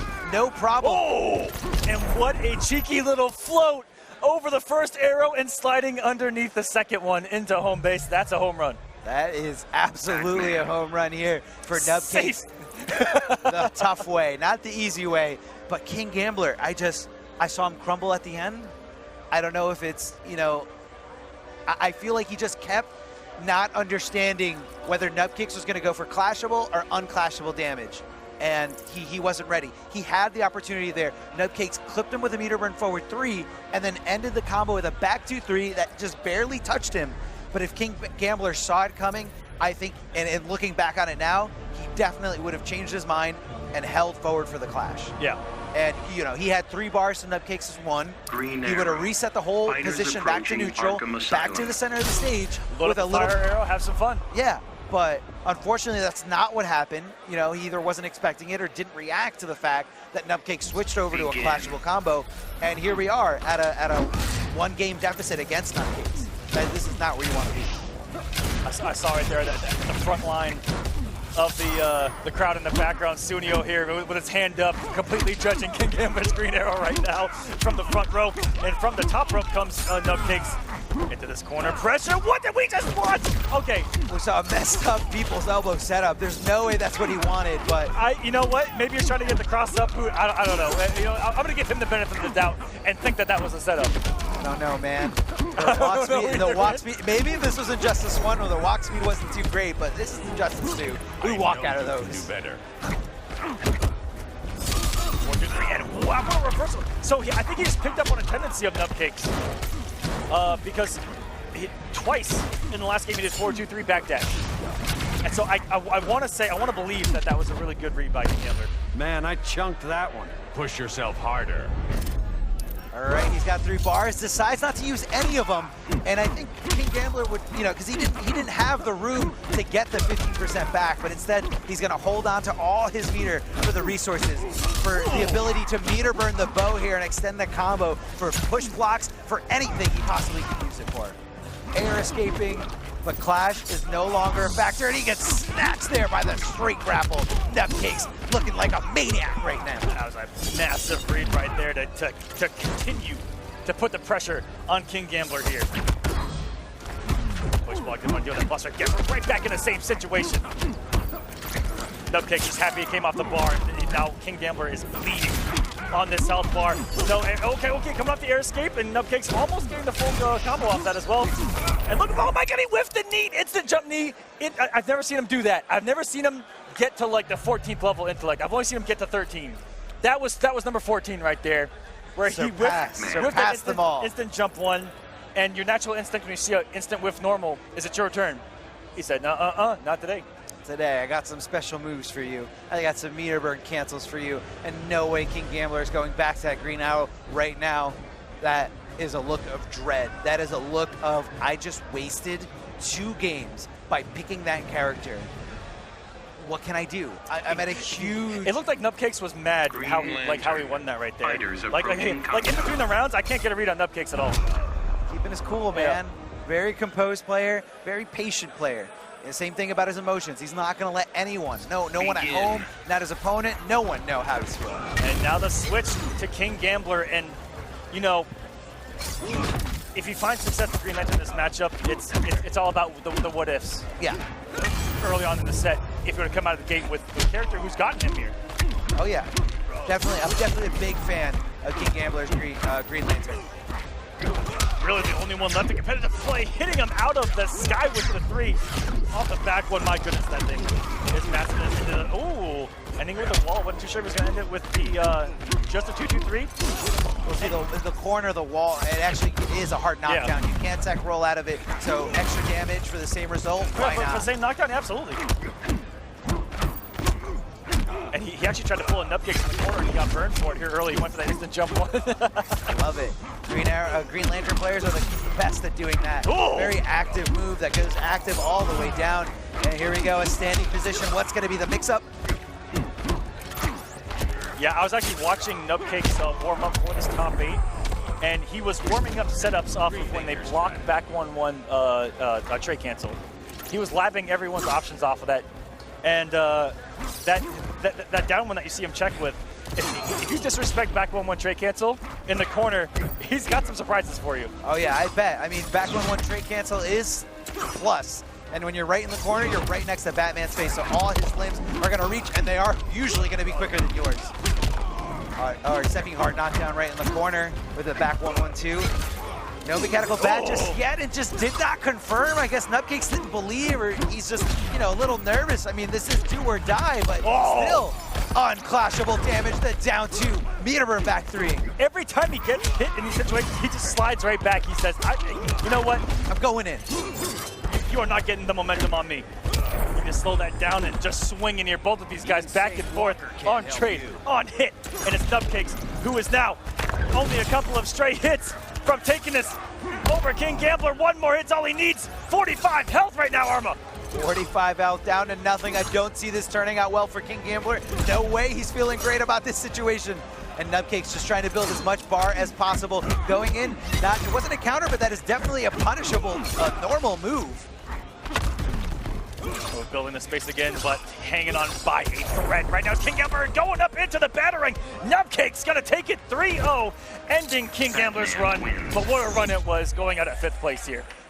It was here. KingGambler surprising a lot of people, surprising me by eliminating so many heavy hitters. Oh my goodness, I just realized what's happening next, Arma. Tell me what's happening. And I've got some stories for you. Let's hear it. It is old man story time here on the Injustice Pro Series. Pull up a chair. Pull up a chair. Yeah. Papa Aquaman's got a story for you about this next match. It's going to be Deoxys going up against Burrito Voorhees. And I'm going to tell you guys at home, Deoxys is scared out of his mind right now. Scared. A guy like that, a guy who's one of the favorites to win this entire tournament, is scared? He should be frightened right now. Round 1 of Evolution this year, he almost lost to a Swamp Thing player. Today, round 1, he almost lost to a Swamp Thing player. It's tough. And every time he gets up and he goes, I don't know what it is about Swamp Thing, but it frightens me. And coming in at this caliber is Burrito Voorhees.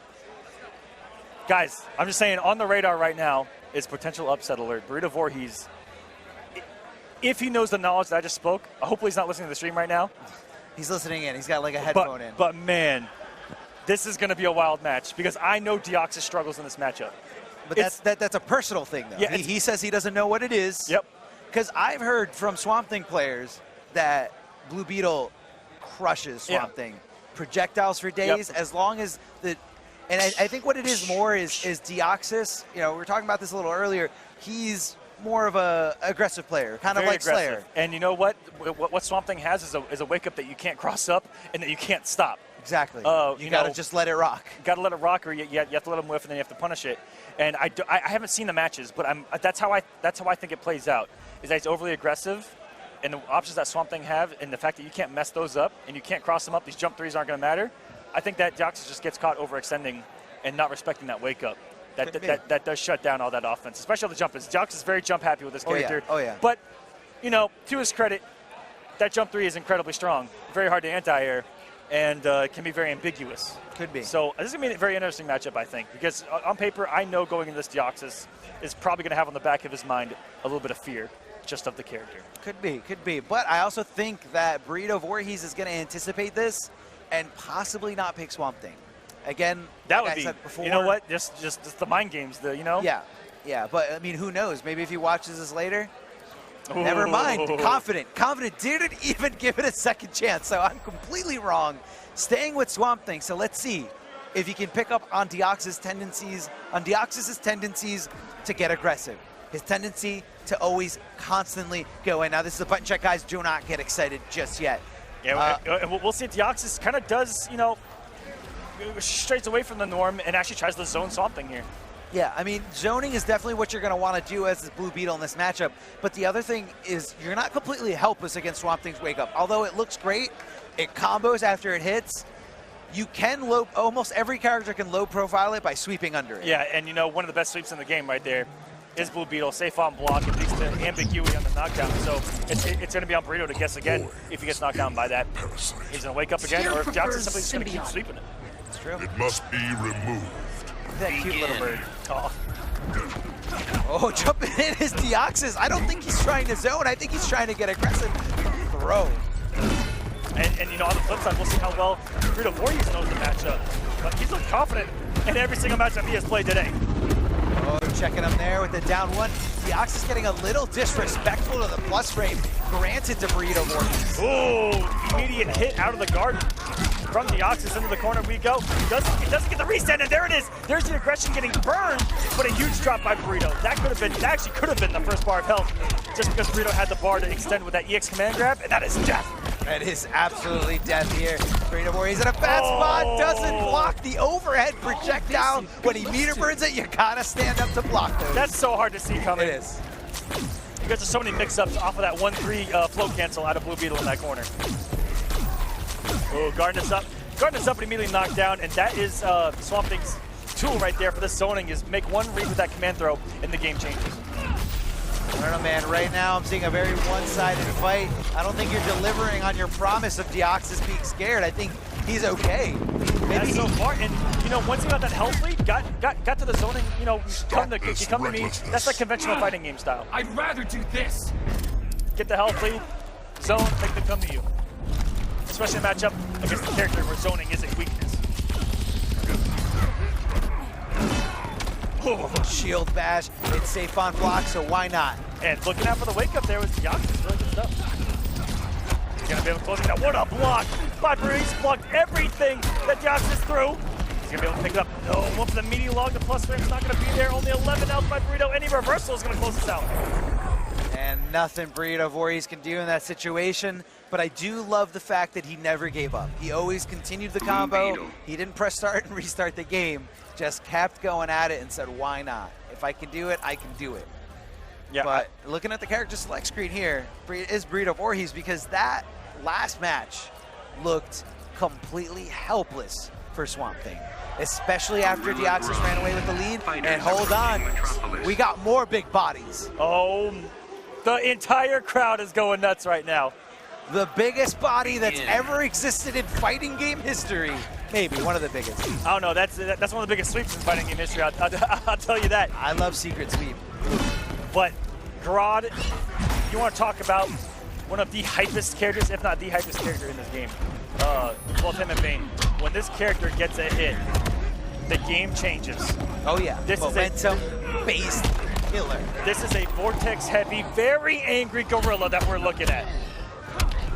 Oh, getting tripped up by the sweep. Deoxys trying to get a mix-up going. Ooh. And Burrito Voorhees with the conversion flips him over and forces him to utilize those 2 bars for the air escape, but doesn't matter. He throws him back into the blender. That was a disgusting conversion out of Burrito. I'm still recovering from that one. But Deoxys gets the full screen, but coming in from downtown is Burrito with that leap. You guys are going to see a lot of leaps out of Gorilla Grodd that they're cancelable in the normals. You're going to see some shenanigans from this man coming in from the sky. He does have a command grab off it for almost no reason. So hard to deal with. But Deoxys is getting very aggressive, trying not to give Grodd the space to play with those leaps, which is a really smart tactic against him. Here we go, getting right through that projectile is Gorilla Grodd with the utilization of 1 bar and a beautiful tech throw by Deoxys. Deoxys almost had the punish on that stampede, but Burrito hanging on. Here early, Deoxys has a lot of resources he's been really stingy with early in the second game, and I'm not too sure what that means for 4-3 was all about there, but I think that was a missed stampede. Possibly. Back forward, missing the back. Could have been. Could have been. You got no pants. Which would have worked against the projectile. Secret sweep, there she is. Beautiful sweep there, the leap! And no, he baited it! He baited it, but I think he buffered in too many dashes. Not really sure why. Maybe he just wasn't confident in the read or just mis-executed it here. But this is gonna hurt. Yeah, going right into the forward three. Continue the combo. Goodness. So dirty. I'll vanquish humanity. That's messed up. If you guys want to play a great game from home watching it, it's what side did that hit on? Right side. Welcome to what side did that hit on? Oh, looking for a shimmy there, but instead knows Deoxys in this position, in this situation, willing to take the throw. Oh, beautifully spaced by Deoxys. He's going to take game number 2. Pressure is on Burrito. He did that so fast, I didn't see what he selected. Went straight to player select. We're going to go for a different character possibly. Maybe going back to Swamp Thing, but I do not advise it, but it doesn't matter. I'm the one sitting here. He's the one sitting up there playing for his life right now. He wants to make it to this grand finals, and he needs to get to Deoxys 3 games straight. Into that wake up. Goes to Deoxys, gets out to punish. No meter by Burrito, so he just got the damage that he could there. Not sure if he was able to utilize that background bounce, but maybe Burrito just kind of forgot about it. You know, background bats of the Swamp Thing are kind of ignored simply because he can't back 3 or 4-3 off of most of them, which is kind of savage. a little bit. So- NRS, please. So he actually gets more damage if he goes for the regular B&Bs, if he's got the bar or just the 4-2-3. Oh, and everyone presses a button after that block down too. Deoxys getting dirty here. Oh, beautiful hiccup from him, looked like off that 1-1. He's gonna meet a burn going to the corner. Might be dead. That thing adds on so much damage. So incredible. I did not see that coming. He's got the corner position. He's got Abigail's guard, and he goes for the, I believe that was going for armor, but I'm not sure he was fast enough. I guess the startup got interrupted on that beautiful stand tree and getting interrupted with that frosted Cheerio, stopping the offense of Burrito. And nice reversal by Deoxys. He didn't lose too much health here on the second bar. But this pick looks good for Burrito. I mean, it definitely looks better than the Grodd. I feel like the Grodd lost his footing really, really quickly. Are we going to be left in a standing position by Deoxys? No. Goes for the regular knockdown, sweeping him over and over again, anticipating the wake-up. Very good stuff. Yeah, Deoxys looks ready for the matchup right now. Ooh, going for the swing in the back, too. No punish there by Burrito. Not a lot of fast normals to get those quick whip punishes with. And he's got plenty of resources here. If he wants to get crazy and get a meter burn cancel somewhere in here, he could. He could take a couple of big, risks. Not really risks like that because they're safe on block. And that is so hard to deal with. Overhead in front, overhead behind. Trying to come from downtown. And not going to be enough. Deoxys now one hit away, going underneath the projectile. Big damage on deck. Gets the health back. Give me another one. Don't want disrespect. And Deoxys says, you've had enough, give me that health back, and goes in for the shield toss, or the shield bash, right out the gate as a reversal, and Burrito Voorhees, your path ends here. Deoxys moving on. We talked about being one of the favorites. Gonna move into top 4 with that win. Burrito Voorhees going out at 5th. I also want to give Burrito Voorhees a shout out to blocking that last setup that Blue Beetle does. That is almost that is a fun blockable right there if there's one in this game. Having that cross up kick happening, it's very unconventional. It's a very unconventional setup that you're not used to blocking out of any other character. It's a really clutch block there. But what a tournament from him. Even though he's not going to be the one. No. I gotta say, definitely won over so many people's hearts getting into this with Swamp Thing. He did. Getting a win over one of the favorites. And against one of our favorites, putting up a fight, going out at 5th. I mean, if you're Burrito Voorhees, you can't be that mad to do that much work with a character that, on paper, it's hard to do that work with. I mean, man, look, that's the life of being the low tier hero. Yep, you got to take it. You know, that's a man after my own heart right there. I know that. I mean, hey, look, it's a double-edged sword. Being a low tier hero, sometimes you get your opponent's unfamiliarity with your character to go to your advantage. And then sometimes you find walls. You find walls that you can't get around. Exactly. You find zoning that you can't get in on. And it's tough. It's tough out there for a low-tier hero. Low-tier heroes, we actually rely on people not knowing what we can do. That's actually a thing. So when you figure it out, what do I do now? Yep, what do I do now? And that's when we go, you know what? It actually is my character's fault. It's not my fault. So being a low-tier hero, you have every OS in the book, you know? OS means option select. It means option select, and when we lose, we can say that, well, we play a bad character, and then you can't say that you're better than me. And that's how an option select works, is that you actually don't win if you beat a low-tier hero. Well, we said it before. All right, guys, we're going to go to the stage right now for an interview with the match that's coming up next. Go ahead and take it away. Hey, guys. We're finally here.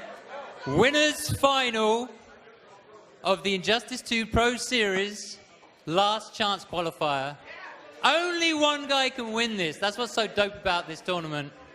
I just want to have a chat with both of you guys real quick. WhiteBoi, you struggled a bit this year compared to last year. What's been going on? Just some personal things in life and stuff like that. I didn't really want to play for a little bit, honestly. I was just kind of dealing with stuff, so I started off mid-season trying to really grind, but like I'm just playing real bad, honestly. Like I just played bad. So what's been the difference in this tournament? Did you prep differently?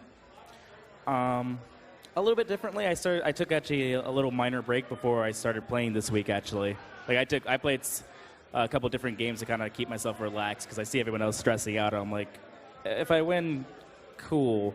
If I don't, okay. So all right. So you just relaxed, and it's worked for you. What I want to know now is, you go play this guy basics. What are your thoughts going into this match? He's here in winners finals, so he's playing phenomenal. He plays a lot of different characters. He looks good right now. Like, it's gonna be interesting who wins this and stuff like that. But yeah. All right. So Basics, this is the best you've done, right, ever? How are you feeling right now?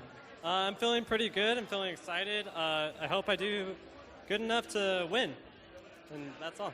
Okay, so tell me about the transition from I know you've done really well like online, and this year you've been traveling a lot offline. Has anything surprised you about that transition? Not really. I heard it was tough. I think people overestimated how tough it was. It's a little tough, but you can get used to it, and you can improve offline if you practice enough, and you'll be good to go. Okay. Now, what are your thoughts on this guy going into this match? WhiteBoi's good. He's tough. He plays Scarecrow. I think Scarecrow does well against my characters, but I hope I can do good. I hope I can beat him. All right, well, you heard it. They both hope they can do good. We're about to find out who's going to go into grand finals. So I want to send it back to the commentators. There we go. Thanks, thanks, guys. They're on the stage, and how awkward but great is it to stare at your opponent in the face and go, I'm hoping to beat him right now. Right now, I'm going to beat you. But I feel like some players don't take that route. Some players just say, you're trash, right to your face. Absolutely. You're garbage, and I'm going to beat you. There's a lot of love in the NRS scene here in between all the competitors. But right now, one of these guys is going to have a phenomenal chance of getting into that finale, and the other is going to have to play a couple more matches. But coming into this, they nailed it perfectly. WhiteBoi's coming in here with Scarecrow and the potential of another character. That's a little secret that I've been keeping in my pocket. But Basics playing a plethora of characters and coming in here as a dark horse. And, we thought he was going to be feeling the pressure. He simply hasn't. No. He just simply hasn't. He is playing loose. And, he talked about his transition to offline and how after a few tournaments, the adjustment's been made. And once you've made that adjustment, once you're used to being on a stage, once you're used to that pressure, you're pretty much good to go. Yeah. But it's overcoming that can be difficult for a lot of people. It does take time. It took me years, Arma. I remember you were an 0-2 monster for a while. Oh, you didn't like that? Too real. I'm just a little more in your face. It's accurate. Guys. It's very accurate. I was an 0-2er for a very long time, guys. Don't think that going 0-2 is the end. No, ever. If anything, it's the beginning. Yeah, it is. It is the beginning of the end, which is where I found myself again. But don't. Forever an 0-2er. It just circles back. It circles back. It's just a circle, guys. Wherever you start, that's where you're gonna end. But anyways. For everyone at home, don't be afraid to come out. Don't be afraid to come out to these tournaments. Don't be afraid to go 0-2 because you never know where this journey is going to take you. No. And you have to look at it as a learning experience. You have to come here. Don't be afraid to ask everyone for games, to ask for advice, to get involved because that's where you want to start. You should not let coming to an event and having a result that you may not have thought that you should get or could get affect you. Yeah. Just come here, play, learn, come back, and try to do better. Yeah, and just being in the crowd of a real fighting game event, there's really nothing like it. Just everyone screaming, everyone, so hype and excited about the same game that you love. And, you really find, like a second family out here. Absolutely. Every time I come to an event, it's a family reunion. Oh, yeah. Seeing all these guys from around the country, around the world even, again, that love the same thing that you love. You guys are very passionate about it. And, there's nothing like it, guys. Let me tell you, we've been doing it for a long time. There is no better feeling than coming to an event and seeing all these guys after months, of in between these big tournaments. And it becomes bigger than the game itself. Again, that's what this scene's all about. So please join it. If you guys are watching and you're hesitant about coming in, come to these events, become a part of our scene because not only do we need you, we do need you. We need you. But we want you. Come to these events. Come up and say hi to us. We're not shy at all. Come up, say hi, have a conversation. Become a part of this because it really is something special, magical. Just don't say hi to someone right after they lose. Yes, that's definitely no. Don't. That's the tech. Yeah, don't. Yeah. Don't do that. But either way, look, it's an experience all around. You get to play as many games as you want, and you get to understand like what drives these people.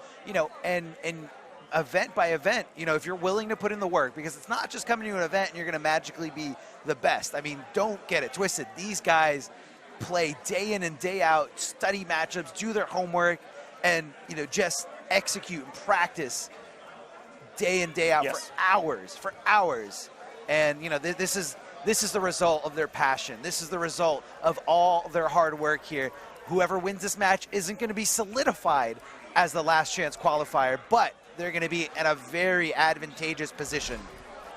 And it's going to be Brainiac out of basics. We said, you know, coming into this, it was going to be who he's going to pick, and he's going to put it on the line. These are two of the biggest characters in the game, but two of the biggest normals. Normal ranges, normal ranges in this game. And this is going to be a very interesting matchup. You know, what's the matchup going to be when they go airborne? You know, it's going to be active frames of Scarecrow's jump 3 versus dive kick, and we talked about how dive kick stops everything. Dive kick air priority is #1 in this game, and it's going to be interesting to see what we see out of WhiteBoi to stop Brainiac from coming at him. He's going to be defensive, wait for his options, and does he know how to blow up the gap in the meter burn dive kick. Does have a 6-frame down 1, which can lead into plus frames, can lead into standing plus frames. Even if he mistimes it, leads into plus frames on block.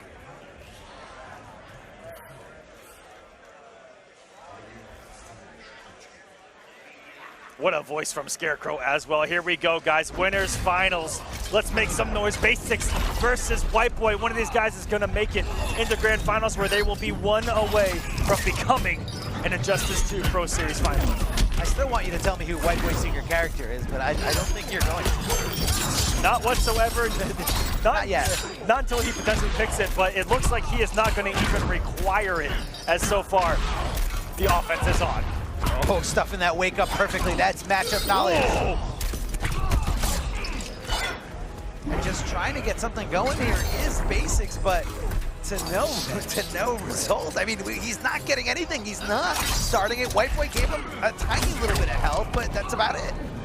WhiteBoi in full control once the pressure was on, and okay, there's gonna be some big damage, but he drops the second stand 3 in that combo. That's gonna lose out on about 60 damage, and gonna catch the air to air. What a pickup off of the drone. And before we can finish 2 sentences, Basics ties us up. No problem. However, he did have to utilize a lot of resources, so he's a little short on meter right now.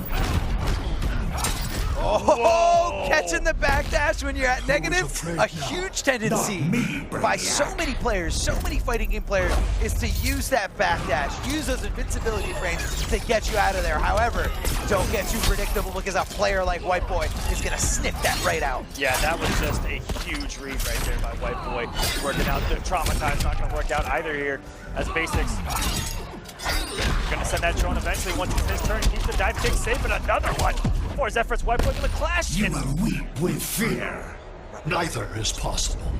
Actually got the wager to go the other way, because the shoulder does hit behind, and it pushes Brainiac ever so close to this corner. A little close to the corner here, but Brainiac not trying to find his way in there. Getting command grab by Scarecrow.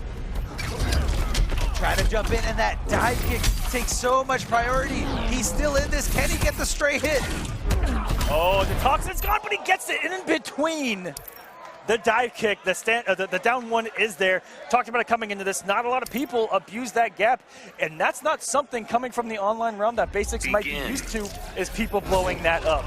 That's something that I want to see in this matchup, because it is key. And I say absolute key to shutting down Brainiac, otherwise he's going to be all over you. Oh yeah, he absolutely will be. Oh, another one. Catching those backdashes. WhiteBoi says, I don't even need meter. It's free. It's no problem. I know your tendencies. I know what you want to do. He's in the corner, a very bad spot. Doesn't stuff to wake up. Maybe just not anticipating it. That 3/4 screen, half screen hook from the sky, that jump 2, so big, and trying to air. We saw it before, to no avail. Sometimes you just gotta hold that dive kick, as far as, you know, thinking you can beat that thing out. Oh, and look at the conversion there, thanks to the character power of Brainiac. And again, keeping his composure and just kind of letting WhiteBoi wake up, staying in that same standing position, and being able to apply his offense while still maintaining and putting up offense. Basics has had 2 full health bar comebacks to get us started here. On the first health bar, like, WhiteBoi's had such leads taken away by Basics. He's been really clutch in that moment that he's been down early. Whoa, what a monumental read. What a read. Confess your fears to a human. One bar from WhiteBoi does get him 50% back as a health regain. Jumping away from the character power is WhiteBoi, and he finds himself at the helm in the driver's seat, connecting the forward three from downtown. Absolutely sensational play by both of these guys, trying to get the pressure going by Basics, but no cancel off that stand. He just got thrown in the open and recovered in time against the Traumatized. Trying to swing another back three here is WhiteBoi trying to get aggressive here. It's very hard to get away from Scarecrow once his normals are activated. The extended down one working out for Basics here and staying out of the normal range, looking for his chance to come in. It's getting hit. The drone's gone. The drone is gone. Oh, hold on, never mind. We just lied to you. It was right to your faces. It just wasn't activated yet. If it's not on the screen, it won't go away. And again, he knows exactly when he's going for the command grab. WhiteBoi, you're getting a little too predictable. Oh, that drone's gonna come regardless. Back three, Basics push, block it, gets another drone out. He's got one locked and loaded, keeps it safe. But the down one's low profile from WhiteBoi, +6. And that should be enough. The command grab to +19. Oh my goodness! He didn't stuff it. He didn't stuff the wake up. It's not fully invincible, and WhiteBoi's been doing a pretty good job. And he says, you know what? That was good. That was a great decision. And he ties it up 1-1. Oh. Veteran or not, it doesn't matter. It's just do or die. It's right here. This one tournament for this one spot as a last chance qualifier. I'll tell you, WhiteBoi with these max distance 4-3s is something new. I haven't seen this out of this man yet, and it's been working. Because, you know, at that distance where you're not used to Scarecrow, you're not going something that gets you that quick, because usually he has to whiff the first string of first normal of a string, and then the second one's actually the farther reaching one. Yeah.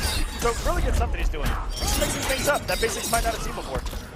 Basics getting hit by that last little part of the sickle spin. And WhiteBoi actually overextended. They usually cancel after 2 swings to keep it safe.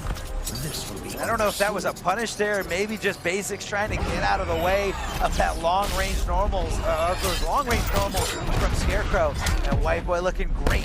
Ready to submit? Nightmare's not over. Basics is trying to keep himself with a full health bar and get this off of WhiteBoi to keep himself even. That's why you do the early wager, because you have the confidence to take him off the rest of that health bar and keep things going in, and that's going to be a conversion. Basics picking it up with what can be a super ambiguous jump too. He forms a cocoon of pinnacles when he's coming down, hits everywhere. Oh, hello, Traumatized. Big damage from WhiteBoi here. Giving him a nice stretch and pushing him closer, not meter burning, instead just staggering it here, holding onto those resources and making sure he's going to get punished for that air escape. But hold on, don't count Basics out just yet. He may have no resources, never mind, but he's got a dive kick that's just going to get stuffed out of the sky. Oh my goodness. So the only thing that's going to beat it is if there's something above the kick itself. A weakness is that as long as you're above it, and he's done it twice with that instant jump too, because it hits really high. You know, Scarecrow throws it about height level, or sorry, head level. And it's caught him twice now out of that dive kick when he's done an instant and something's active and above that kick of Brainiac. Yeah, it's one of those normals that are just perfect for air-to-air exchanges. And hold on, speaking of air normals. So Brainiac has almost the same thing, just not as far with that instant jump one. Poking him there with the down one into the shoulder charge here, hitting him with the overhead as WhiteBoi's trying to advance, trying to get in his face. And look at the conversions here, the hard knockdowns into the character powers, and he's just waiting. He says, you know what, I'm not going to get aggressive. Oh my goodness, this is a 12th level Brainiac play right now, knowing his drones perfectly, getting the conversions. And you know what's great about those conversions is that it's hit or block. It's kind of an OS. The drone's going to come in and keep your dive kick safe, or it's going to launch. It's going to launch and lead into a nice, juicy combo. And launch with a meterless dive kick, mind you. Exactly. So, you know, it's all about specific timing and not keeping it unclashable, but instead kind of just teasing WhiteBoi and kind of saying, go ahead, clash. I got all the room in the world. And beating out the armor. Wow, Basics just turned this around. Playing so smart. Pressure is on for WhiteBoi to mount a sensational comeback if he wants to take this now.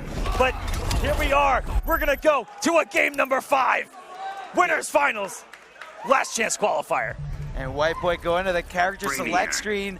Not sure if he's going to be hovering over a different character. No, sticking it out with Scarecrow. Wants to change the scenery. And in this game, in Injustice, all the stages matter. Some corners have interactables that you can escape with. Some corners are real, true fighting game corners. Oh my goodness, how many times is he gonna burn the down one command throw with instant dive kick? That is just incredible. But Basics getting behind the meter burn attempt by WhiteBoi and over the wake up. Okay, wait a minute. Basics is in a driver's seat right now. He's running away with this. He's running away with this. WhiteBoi, Oh you gotta control goodness. it. WhiteBoi, you gotta control the momentum. You gotta control this train. You gotta get it back on the tracks, or Basics is gonna run away with it. Max distance extended down one anti-air. Basics is playing. Oh, hold on, WhiteBoi, ready to go at it. Meeting meter burn back 3 with meter burn back 3. And here we go. Oh, he thought he was gonna go for a backdash, but instead Basics kept his composure, said, I'm not gonna get predictable. Stuffing out the meter burn back 3, you only get 1 hit of armor. Ooh, beating out the wake up. And that's WhiteBoi who's trying to mount a huge comeback on the first bar, but tries it down one in between the meter burn and the dive kick, getting launched for his efforts. Oh, stopping that projectile, but hold on. Using 2 bars to air escape. WhiteBoi didn't want to come off the clash. Not sure why. It should have been just a little bit of a breather, but instead wants to keep the momentum fast. Oh no, went for an instant air dive kick. That is such an input error right there where you're a little too quick on the trigger. Yeah, just a little miscommunication or a little misexecution. Oh, what a hold on that forward ready. The mind game WhiteBoi's playing. And that's an unblockable statue of Atlantis. And now Basics is 1 hit away. And he's done it! Basics, the underdog. He did the it. online warrior coming in here making a statement. 1 away, Arma. 1. Just 1 game away, finding his way into grand finals and being guaranteed 2nd place. Now, this isn't over, and this isn't Basics' qualifying moment just yet. He's going to be in a great position.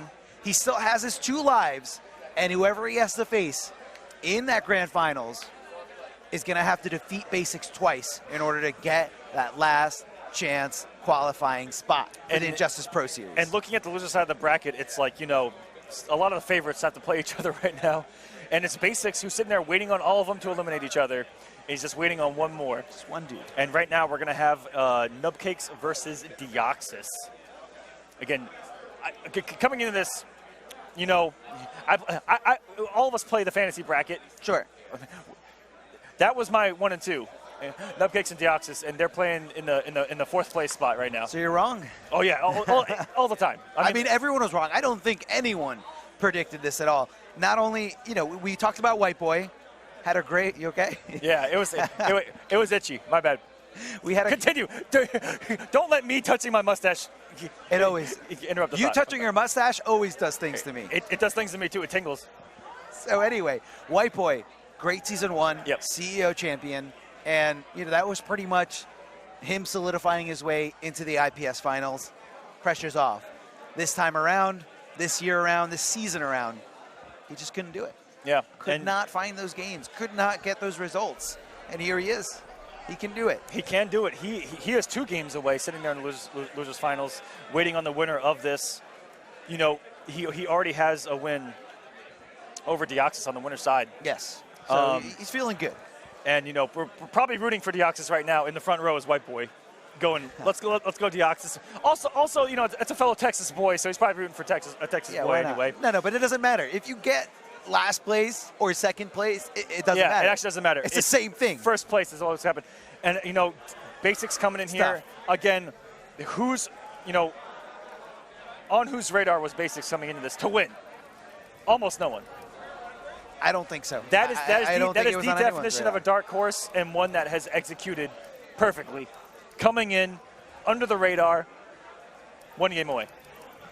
That's it, man. Looking pretty. However, he might have never been in this position before, because it is something happens to you when you're sitting on the winner's side of grand finals, where you feel like you could easily let your guard down, because you have to just win 1 of 2 sets in grand finals. Now, I'm going to do a shameless plug of War of the Gods Legends right now, because he was in this exact situation just a week ago, where he was playing in an open bracket, 140 people in this bracket, only 2 make it out into War of the Gods Legends, and he made it through on the winner's side. Against everyone else who was not our 12 invited players. Very similar situation he finds himself in now, where the top players are sitting waiting, and here he is about to win it all. It's Beetle versus Bat. With the best not in the That's picture, Eagles. he's showing that he can do it. That And escalated if you guys like what you see out of Basics, you can tune into them in future weeks of War of the Gods Legends, which begins next Sunday. Next Sunday, I cannot wait to watch it here. Oh, a big whiff by Deoxys as Nubcakes just decides to trip him up and whip punish. Was that interactable dive kicking out, and I think that Nubcakes saw a cross-up coming because naturally, when you get knocked down by Beetle, you think some kind of weird cross-up's about to happen to me. Some kind of weird cross-up, flight cancel, double overhead shenanigans here, but no, Deoxys keeping it real simple. Same side, neutral jump. Shield Bat's gonna try to get him to use that mechanical bat. I'm pretty sure that's what Deoxys is looking to do right now. He wants him to flinch because his opening is gonna be a lot easier to find if that mechanical bat is not in the picture. There he is, trying to go in, checking him with the down one, checking him with the sweep, and cross-up counter here. Not sure what Nubcakes was trying to do. He was trying to do anything but block, and Deoxys running away with this, but this is just the first game. And Deoxys coming off 2 bars to get that first health bar, and it's not like he even came off resources, he's still got 2 more. The man's a meter building machine. Here's Blue Beetle, the projectile so quick, recover so quick, build a lot of bar, a lot of flight cancels, building meter on top of that. And you talk about the mix, this is a mix-up machine. Low key, and you know, Deoxys is one of the first, if not the first, to really unlock the secret recipe that is Blue Beetle at a competitive level. You know, one of the fathers of it, Nubcakes, is now hit away to try to tie us up, and what a throw! Nubcakes likes to go for that setup, having the mechanical bat to punish people trying to punish that throw. But Deoxys all over. I think he did that throw quicker than even Nubcakes did. That was absolutely savage. And out of nowhere, that one mechanical bat getting the right curvature to hit Blue Beetle on his descent. Perfectly placed there by Nubcakes. Those batarangs very meticulously thought out. Trying to get something going here, and again, Nubcakes relying on the dashing back, relying on being able to build a little bit of space and buying a little bit more time for his mechanical bat. Deoxys getting a little antsy here, doesn't want anything to do with the mechanical bat pressure. Oh no, Deoxys trying anything to get out of this corner right now. And, oh, the whiff down too! And a low profile against the mechanical bat. Nubcakes. No mechanical bat loaded. This is where Deoxys could get aggressive, but instead just gonna throw his Cheerios, and look how much meter this man's building because of it. Might be saving a little too much, and nice aggression and Nubcakes out of nowhere. I never quit. This is when your meter's gonna pay off, and these clashes where you can get some health back, and Deoxys going for the safe route here, just in case Nubcakes decided to get a little spendy with his meter. Oh, you gotta hold that mechanical bat so much, and the disrespect! You just might measure up. I am so blogging about this. These two are the 6 framers with the down 2s, so disrespect is really nature at that point. Oh yeah, it has to be. I mean, when you have a normal that's relatively quick in this game, or any fighting game, you best believe that's gonna be one of your go-to options. What a snipe out of the sky. Nubcakes, if he had the bar, would have been sensational. The instant jump 1 out of Deoxys. Only needs a couple more hits to knock down and wake up backdash, and out of the sky is Nubcakes. He's gonna take it. Air escape getting taken out of the equation because of the instant jump normal. Glitter, out of here. 4 bars a meter. That man died with all of his resources. All the resources before Deoxys could even blink and realize that he was getting comboed. Nubcakes just said, let me end the combo as quickly as possible, because Deoxys did have 4 bars. He did have the resources to go for the air escape, and that was great awareness there by Nubcakes. And Nubcakes punishing human reaction times here. That's right, that's the Nubcakes we all know and love. Oh my, he just bet so early in this game. because he lost health early on, he's like, you know what? Let it rip. Let it rip. I got nothing. I'm up a game anyway. It's okay. Let me get a little frisky. Yeah, what's the worst that could happen? And you know what? I haven't seen a slide go punished like from Nubcakes today. They've either all worked or he has mechanical bat. Oh, that's gonna be a big whip and a great forward 2 by Nubcakes, going right into that up batarang, realizing that was the only normal that could reach to punish. That wake up shield bash, safe on block, but whips for an eternity. Good pick up here by Deoxys. Gonna be able to close this out. No air escape from Nubcakes available.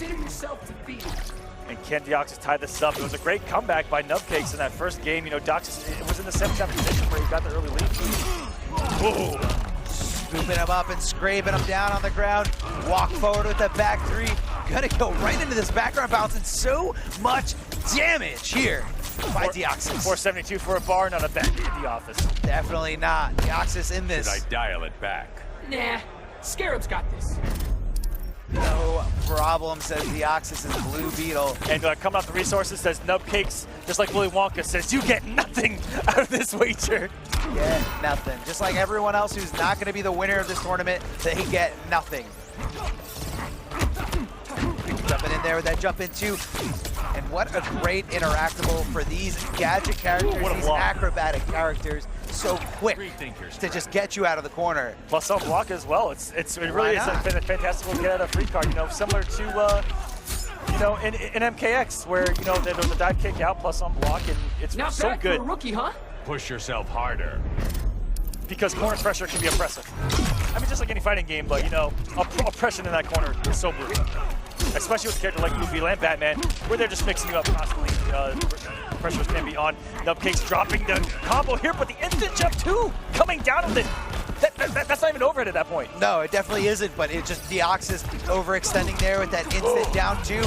And hold on, that is gonna hurt here. Nubcakes' pride. He thought he had this lead. He thought he had control of the situation, and Deoxys fighting right back. Man, Deoxys went above Batman, did a float, and Batman did about 14 shimmies because I don't think he knew what side he was on. And Nubcakes sat there frozen like, I'm not too sure. But you know, down two may have worked, but it may not have worked. Who knows? Doesn't matter. The score is 1-1 here. These two players are battling out to see who advances into the losers finals against WhiteBoi. And like you said before, Aquaman, WhiteBoi definitely cheering for Deoxys at this point. He knows for sure that this is the player that he is capable of beating, but I don't think he's going to be too sure about Nubcakes. Yeah, you know, but you know, we don't know if there's a history there, but we do know that Deoxys and WhiteBoi have played tonight, and WhiteBoi has taken it. So, you know, looking at it from his perspective, definitely going to be favoring that. But Nubcakes, so scary. Does have a win in IPS this year, Online West. Last year, making it in the E-League through, you know, Hometown Heroes, doing really well there as well. Just a great player is Nubcakes. But here in Season 2, another one of those guys that didn't have as good of results as Season 1. He got 9th in Evo last year. This year, a lot different, you know, falling out fairly early in comparison to last year. And that definitely shocked a lot of people, especially coming off that Online West win. I'm doing well so far. You're still a step slow. We talk about how great Nubcakes is at predicting those fireballs. I feel like I'm watching like the highest level of Super Turbo, just getting right over the projectile and punishing him with that jump in two. He's so good at traversing zoning, is Nubcakes. He's working around it, gonna be a whip punish. Another 4-2, and oh no, Dox is falling into even more damage. Nubcakes at full control, looking for that cross up 4-3. There's gonna be some big damage. Is there gonna be a restand? Nope, cashing out for 553. Hello. Hold on, Nubcakes not wanting to give him the situation. And Deoxys not wanting to block off that jump in too, but being forced to with that mechanical bat coming into play. Backing off, has the mechanical bat. Ooh, good jump there by Deoxys. It's so great as Nubcakes closes out game number 2 here. That it is great. It's a beautiful thing there, and Deoxys just wants this. He needs to make this comeback. He needs to do this because this is it. These guys are in losers. 1 life left. Yeah, just 1. I'll tell you, Blue Beetle. every time in between the games, Nubcakes is actually playing music, and he is jamming. He's jamming? He's just jamming. What's he listening to?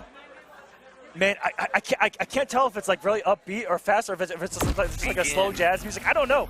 But I think it's metal. It's got to be metal. Nubcakes is in a metal band. He actually plays guitar. It's got to be metal, man.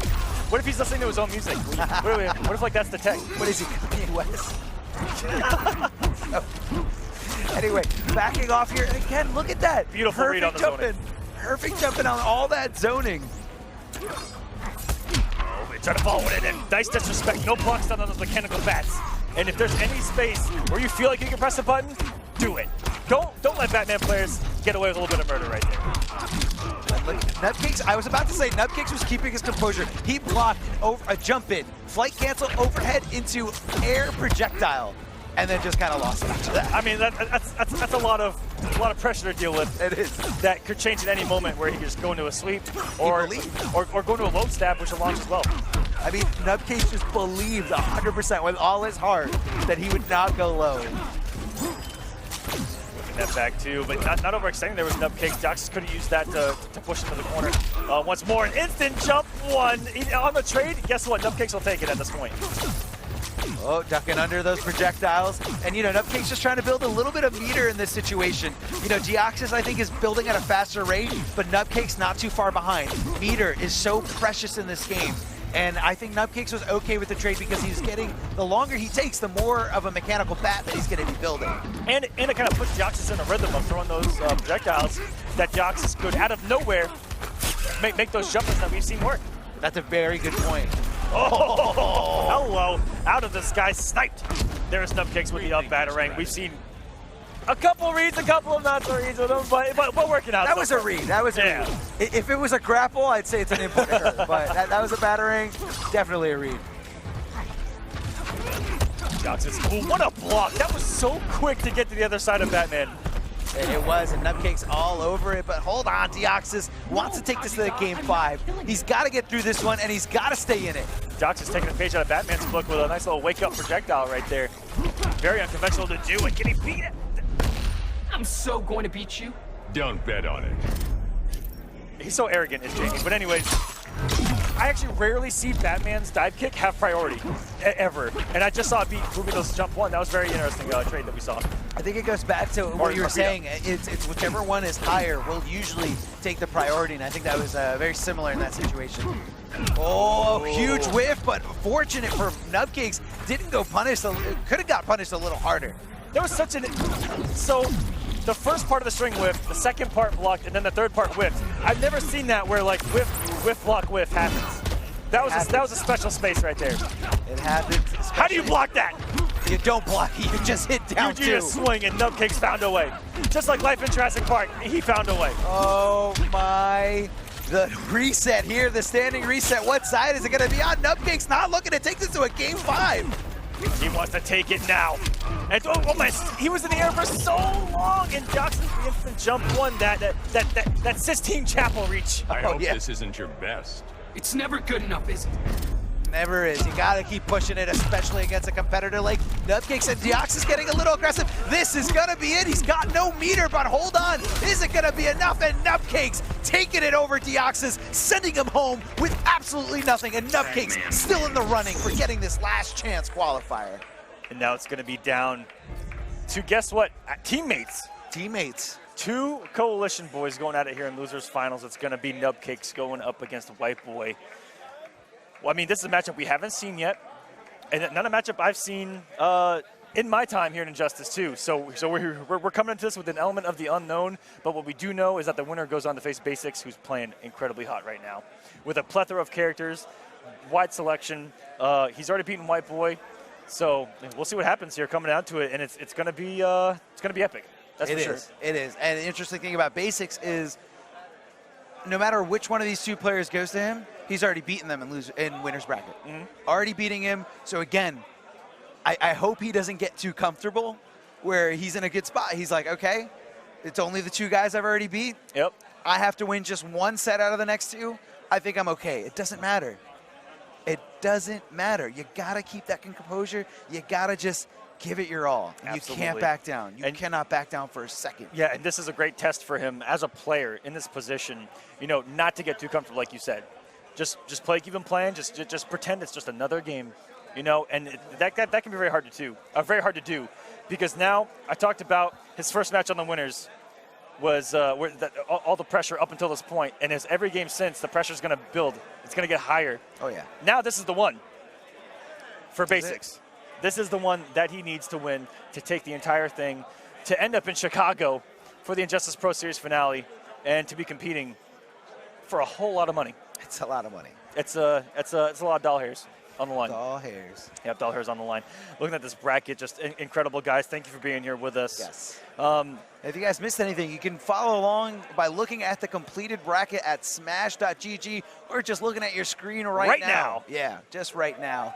Again, WhiteBoi going into this pretty convincing 3-0 victory over Deoxys, but just went toe-to-toe against Basics in that winners finals, and Basic came out the winner. Now, if you guys look at this. Basics had a Game 5 to get in this top 8, Game 5 in round 1, Game 5 in winners finals. This man is playing marathons. And again, for someone so new to this, from all of us looking in, it's like, wow. It takes a toll on you. Wow. It really does. And Basics still left with 2 lives in the winner side of the grand final. So that means he has to lose twice to be eliminated from the tournament. So no matter who's coming at him, that person is only going to have 1 life. So Basics looking like he's in a great spot. Great position. You know, the one thing going for both these gentlemen is that it was 2-3. But for both of these guys against Basics, so, you know, it's going to be close no matter. What's going to be great is that's going to be close no matter what coming out of this losers finals. And speaking of losers finals, let's go ahead and take a look at the action. And we're going to go to stage. We're going to get a nice little pregame from both of these players. All right, guys, here we're at the losers final. Somebody has to go home. It's going to be one of these 2 guys. Got to talk to you, WhiteBoi. I want to ask you, how do you reset yourself after losing the winners final? I just need to block it out like it didn't happen. Like, I was playing good the entire time, and then I started getting a little bit, throwing some stuff I wasn't prepared for.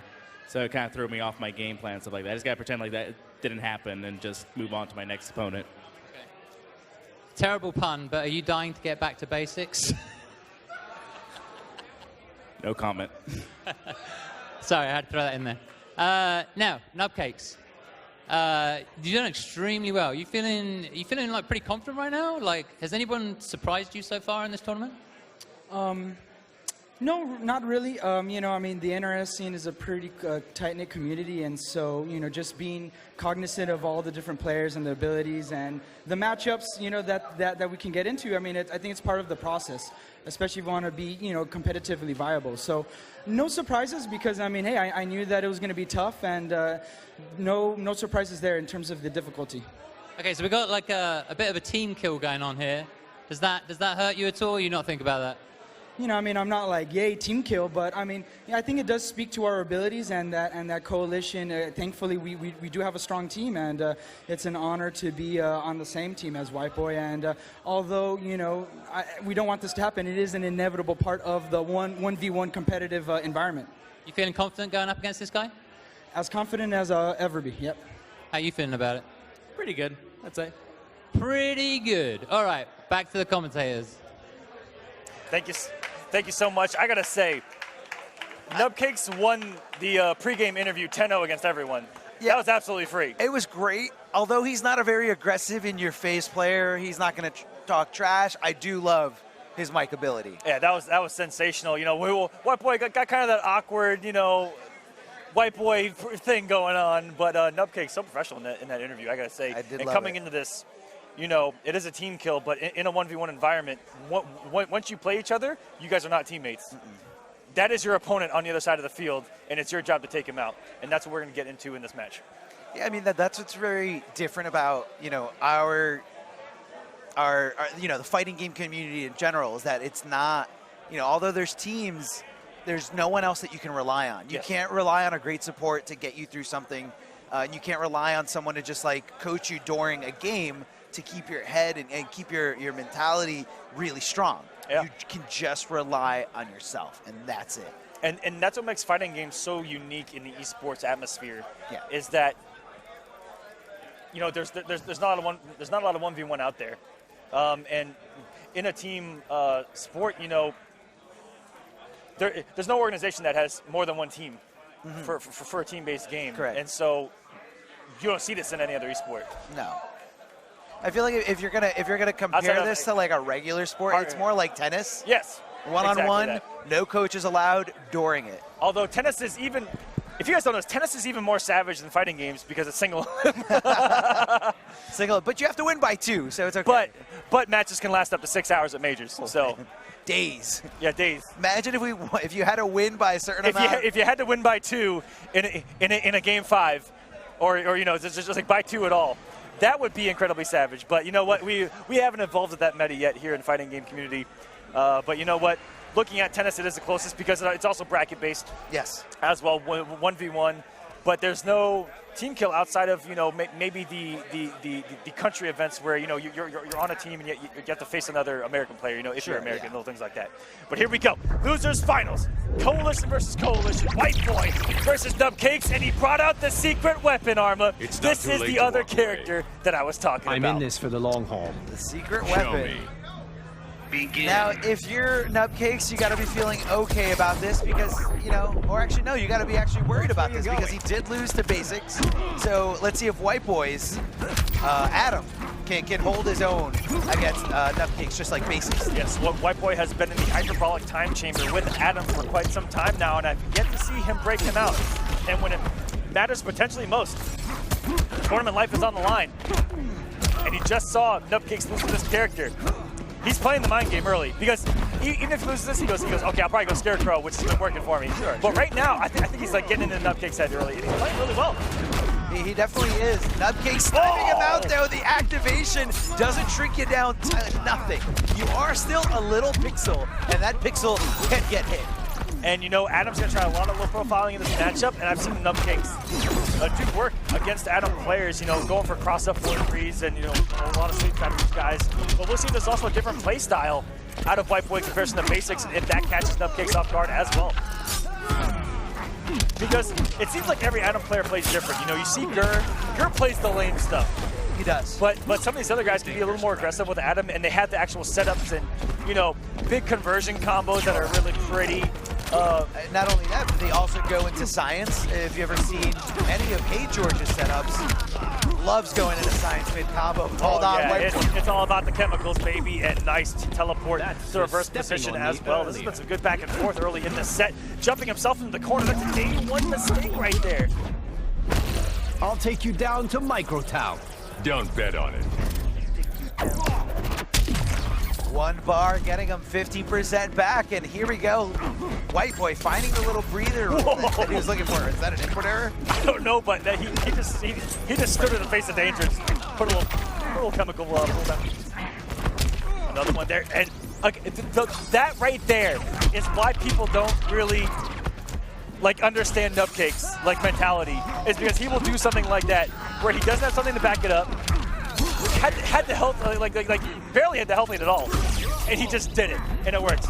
Just did it. That is definitely true. A Nubcakes there in that situation, but WhiteBoi is looking okay. Never mind getting sniped out of the air with that down two, as WhiteBoi had a huge meter deficit, huge health deficit here, trying not to initiate the clash. WhiteBoi's looking for stray hits. Doesn't want to give him the opportunity.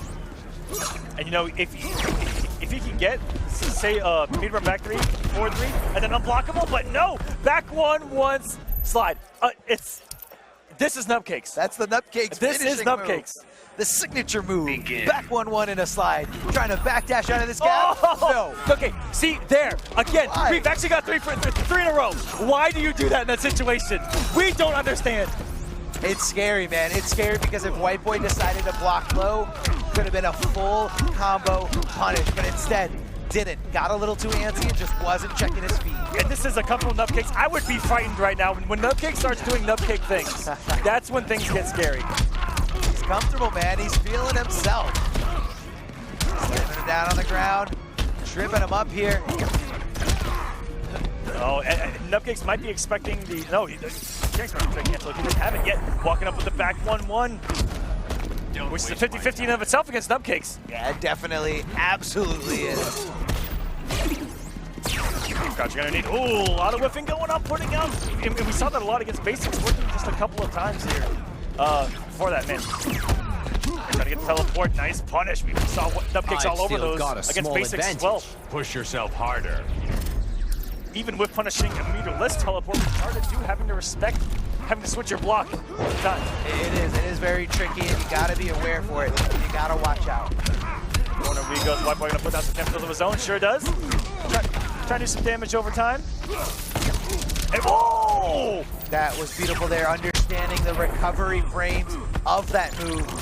Batman doesn't fully recover once he hits the ground. He's still susceptible to a full combo punish there.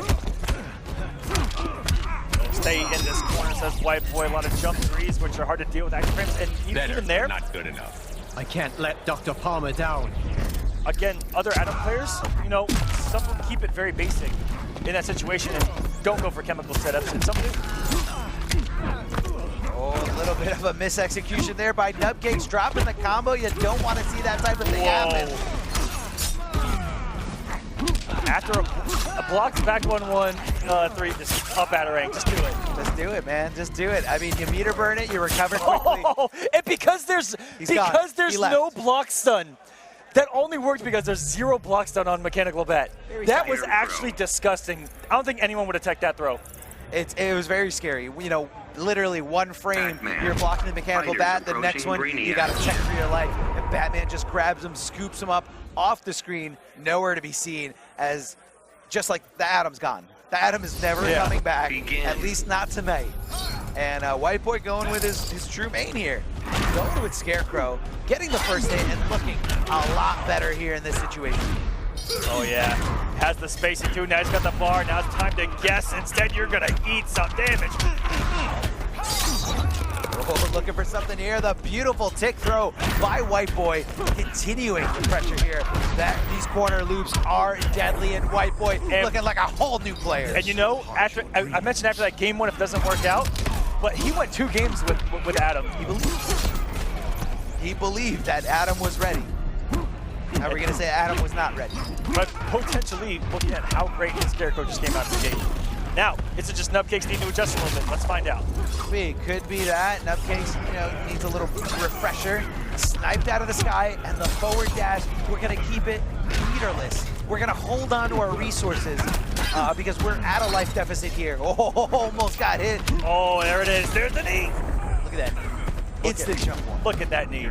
And you know, it could actually be like a reverse effect. WhiteBoi may have played himself because Nubcakes was actually warmed up against Adam, and he hasn't played Scarecrow all tournament. It's true. Either way, no matter how you look at it, this game is at least looking a lot closer than any of those first 2 Adam games. A little too early there, didn't come out of the combo, so it just continued for minimal damage. So again, a huge error by Nubcakes. Still pretty good setup. When you mess up, you still get a good B&B out of it. You get something. I mean, it's better than nothing. Better than nothing. And there it is. He tried it again, and WhiteBoi, it's ready. It took 1 game. He was ready. He was ready, but is he ready to make? Look, Nubcakes made this huge comeback. The whiff punish right in front of his face. The grapple from downtown, and Nubcakes moving on to the grand finals, where he's gonna get his run back against Basics. That was convincing. You know, that's, again, the matchup that WhiteBoi had not played yet.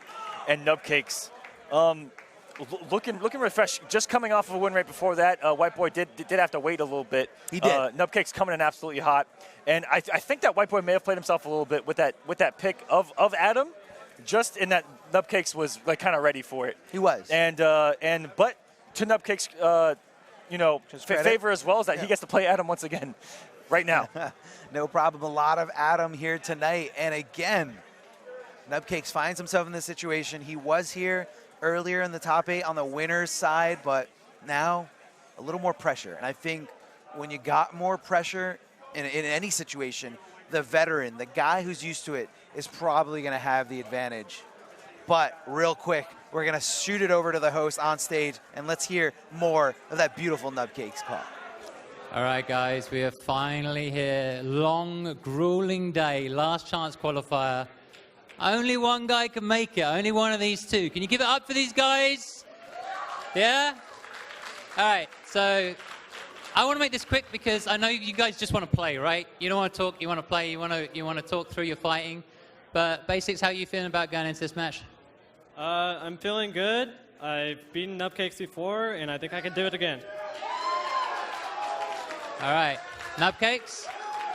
I mean, it's the run back, right? What do you do before the run back? I mean, you must have some thoughts about going into this match. Are you ready for it? Yeah. Yeah, what I have been doing is just replaying in my mind the moments within the neutral, within the pressure, where I lost momentum and he gained it and kind of just snowballed his stuff. And so now really just being conscious of those key moments and what I can do differently to basically counter it. At the end of the day, you know, Basics and I have played together a lot. We're both from SoCal, so you know, we both know each other's play styles really well. But with that being said, both characters are. Our characters are very solid, and so definitely a formidable opponent. So I'm just going to make sure I level up and give him a challenge. All right, so Nubcakes has been doing a lot of thinking. He's ready. This is going to be a regional kill, but it's also more important than that. One of you guys is actually going to make it to the finale in November. Good luck to you both, and I'm going to send it back to the commentators. Thanks again. Beautiful work by Nubcakes, of course. I mean, what an analytical mind, and that's what makes him such a strong player, is that he can sit there not just for matchup-specific things, but, you know, he can sit there and evaluate what went wrong. What did I do wrong? And it was close, man. It was a nail-biter. Game number 5, and coming into this, he has to beat someone who he was so close to beating before, but twice this time around. And that's going to be, you know, very hard to do, but he's been in this position before. He's the veteran. It's going to be on Basics to close this out. It is. It is Basics. And again, if you guys aren't familiar with double elimination, Basics has to lose twice. Yes. 2 sets. Nubcakes, coming from losers, already lost his first life. Everyone gets 2. Nubcakes has to beat him in 2 consecutive sets. So I really like the confidence coming out of Basics right there. He says, you know what, I've beaten him before. I'm going to do it again right here. And he only has to do it 1 time against Nubcakes. Nubcakes coming in hot, looking good. The veteran, he said, very analytical. The guy's so smart, and he puts in so much work into every single matchup, every single little situation this game has to throw at him. And that's what really makes Nubcakes so special, is that, you know, there's not a lot of guys that can put in that kind of work and break things down and find answers for all these problems. The man's a genius.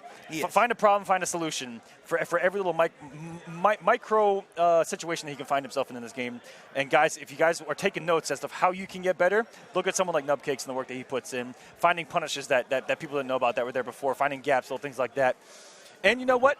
At the end of the day, maybe be a little bit of a complete savage and just swing with just, you know, round 1 fight, slide. I mean, hey, look, it's an Atom player, they're not going to just sit there. It's mixing in that you know, very calculated, methodical play with a chaos that's controlled. And that's what he's all about, and it keeps you on your toes because you don't know if he's going to keep something, you know, safe, basic, you know, that bread and butter Batman, or if he's going to throw you a curveball out of nowhere from left field. And he keeps you on your toes like that. And another great highlight to Nubcakes really is the fact that, you know, he doesn't run to other matches. He doesn't run to other characters like you said before. He sticks it out with Batman, and he feels like my character can do anything. Maybe I just got to stop jumping in certain matchups. Maybe I got to throw in more savage slides in other matchups. Either way, he feels like he can do it all with the Batman. Not only does he main Batman, online when you compete, you actually get to select your own shader. He only uses level 1 basic Batman when he competes online. He is actually, and it's a great meme if you guys want to go back and look at his online matches, but he will never pick a shader. He just likes bread and butter Batman. Maybe he's got no source crystals. Right? I mean, it's a struggle out here, man. I mean, no. But I'm talking all level 1 gear, like the starter. Like you unlock gear as you level up. But he's a level 30 Batman using level 1 equipment. No gear, no nothing, just regular Batman. It is finally time, Arma. Grand Finals, last chance qualifier. Someone's going to Chicago. Let's go. I could take you on a fantastic voyage. Tempting, but no. No, I hate this cowl. Some people do not like small talk. Begin. It begins. Small talk? You really said that? Hey, I get it. And as you can see, Basics on the winner's side there. That's what the W next to his name indicates. Nubcakes got to win 2 consecutive sets here, and he's off to a pretty good start. Has the pressure going, but doesn't find the hit. Backdashing out of the second option here, and that one hurt. Taking Ragdoll out of there by Basics. The position has reversed like 10 times already this matchup. Both these guys trying to establish a corner game. And Nubcakes, have you noticed in game 1 of all of his matches in top 8, in game 1 he will throw that full screen grapple. It's always been game 1 for some reason. It's an early test, yeah. The Hail Mary reads. I think it's more about instilling that fear into your opponent that, you know, he might do that. Maybe I should sit still. Maybe I should wait. So I feel like he usually strays away from that, but hold on, getting hit over and over again from Microtown here. Speaking of Microtown, he went there on that sweep, wasn't even hittable from the dive kick. Hello, welcome to Grand Finals. Checking those batarangs, getting right over Adam. Every attempt to try to do something, and he looks for that instant knee, the instant jump one. Big damage, and there's no risk from Nubcakes, but there is no risk to what he just did, really, because he had a, 1% left on the build bar. Because we've seen what that 1% can do. Because, if you look at it from Nubcakes' perspective, on him, you get everything. You get to stay in the game. You can take that little pixel farther, but... Yep, and the side switch as well. But Basics here is going to hold on to this first bar, and this is where Nubcakes is going to lead. You just might measure up. I think I'll pass this hero test. All right, Nubcakes getting a little bit of breathing room, resetting the position, resetting the neutral, and again, just taking his time, looking for the opening. Nubcakes in a bad position. He's got to create it. He's got to get aggressive and play outside of his normal comfort zone. Ooh, beautiful block on the jump over. The jump 3 from Adam, very, I don't even think it's underrated. It's so accurate. It's so big, is that jump 3 from Adam. And look at the teleport working out early from Basics this time around. They were not working out early when they met on the winner's side, and just damage over time. He's chipping him away, straight hits at a time, and he still has to do so much work to get Basics off of his first health bar here. I thought going into this match that Basics was going to be a little bit more nervous than he was before, but I feel like he's controlling it completely. This man is on point, and he's ready to play. He's ready to qualify. Push block, and there's doing this chemical for a second time. Now a third time you're sitting this bad boy, putting down another, catching him with the low Basics. Again, there hasn't been many combos. He's just been straight hitting him on the second health bar. Trade's activated. That's going to be it. Basics up 1-0. He is 2 games away right now. You can feel it. He wants this. He wants this more than anything. He wants the chance to compete with the best in November at the Injustice 2 Grand Finals. And Nubcakes taking a little bit of a breather. The winner of this goes to face Tweety. And I believe Basic and Tweety have met quite a few times online. So what an interesting story that would be. But I know Tweety's sitting at home right now saying, I don't think that he wants Nubcakes right now. He actually might be rooting for Basics right here. Batman has a really good history against that man. And the Nubcakes, one of the best with that character. So that would be an interesting matchup. But right now it is all Basics in the driver's seat, 2 games away. A little bit of a convincing win too, which is different from the winner's side where all those matches were so close. They were epics. It's Basics looking like the veteran here. It's got me a little shook. I'm shook too. I mean, if this is the kid feeling this comfortable, this confident, this early in his career. On this stage? Yeah. There's no limit to how great he can be in the future. Oh, there it is. Savage slide. You got to do it against these Adam players. You got to keep these Adam players in check. Got to keep them honest. And that's exactly what Nubcakes is doing. But Basics looking unfazed because, he's already back to work here in the neutral. Jumped into a 4-3 that hit absolutely everywhere. And was that a read? I don't know if that was a read, but Nubcakes got the hit, continues the combo, and what a block there by Basics, knowing what side Nubcakes was on. That might cover both wake-up options. When you think about it, I don't know if that's the range to cover the full back forward too, but who knows? That's probably the mindset that Nubcakes back to. It's a up batarang, meter burning it, not enough for the kill. And Basics decides to hold on to a magic pixel coming off 2 bars, and it doesn't pay off. Doesn't pay off. A huge waste if you're looking at it from Basics' perspective. But Nubcakes is feeling good. He's got his opponent a little nervous, and he's got a nice little life lead to work with. That's right. That back 2 up battering changed everything for Nubcakes, finally giving us some momentum, something to work with here in Grand Finals. His back is to the corner here, though. Can Basics even us up? There's a slide and the low profile. So smart. How he does that so many times where he'll get a slide punished and he's like, do it again. I dare you. I dare you. And it works. Ooh, good stare down right there. That was respect from each player, understanding the options. But not good enough. I've got more than this belt to fight with. I mean, if he can shrink anything down, he's got to have an infinite amount of things in that belt. Oh, no. You don't look so big to me. So far, I've held back. Both players. 0 bars apiece. Nothing. They want their resources. They want those meter burn gunshots, the meter burn grapples for the restand situations, like this one right here. Caught his second backdash in a row with that full screen, the Hail Mary grapple. Big drop by Nubcakes at the end of that, looking for something to slide, gonna get punished. To the corner we go. What's gonna be for breakfast here is the meaty forward 3, no use of pressure circle. I think that's a little +1, that's a little tricky little block string right there that he just tried. It is, and Adam's got a pretty good down one to always check you with, and Nubcakes keeping him on the ground, doesn't want to give him the option to go for an air escape. You know, backing off. Once again, didn't get the putt. Oh my goodness, air escape not gonna work. The back 2-3, not hitting. Here comes the trait, and he has a super territory here. What's gonna happen? Oh no, he's not gonna catch the back dash, and here we go! Base 6, is he gonna go up 2-0 here? Is Nubcakes gonna get the defensive traits? He is, he absolutely is. Not gonna be enough, Oh my though. goodness! 2-0 for Base 6, he's one away!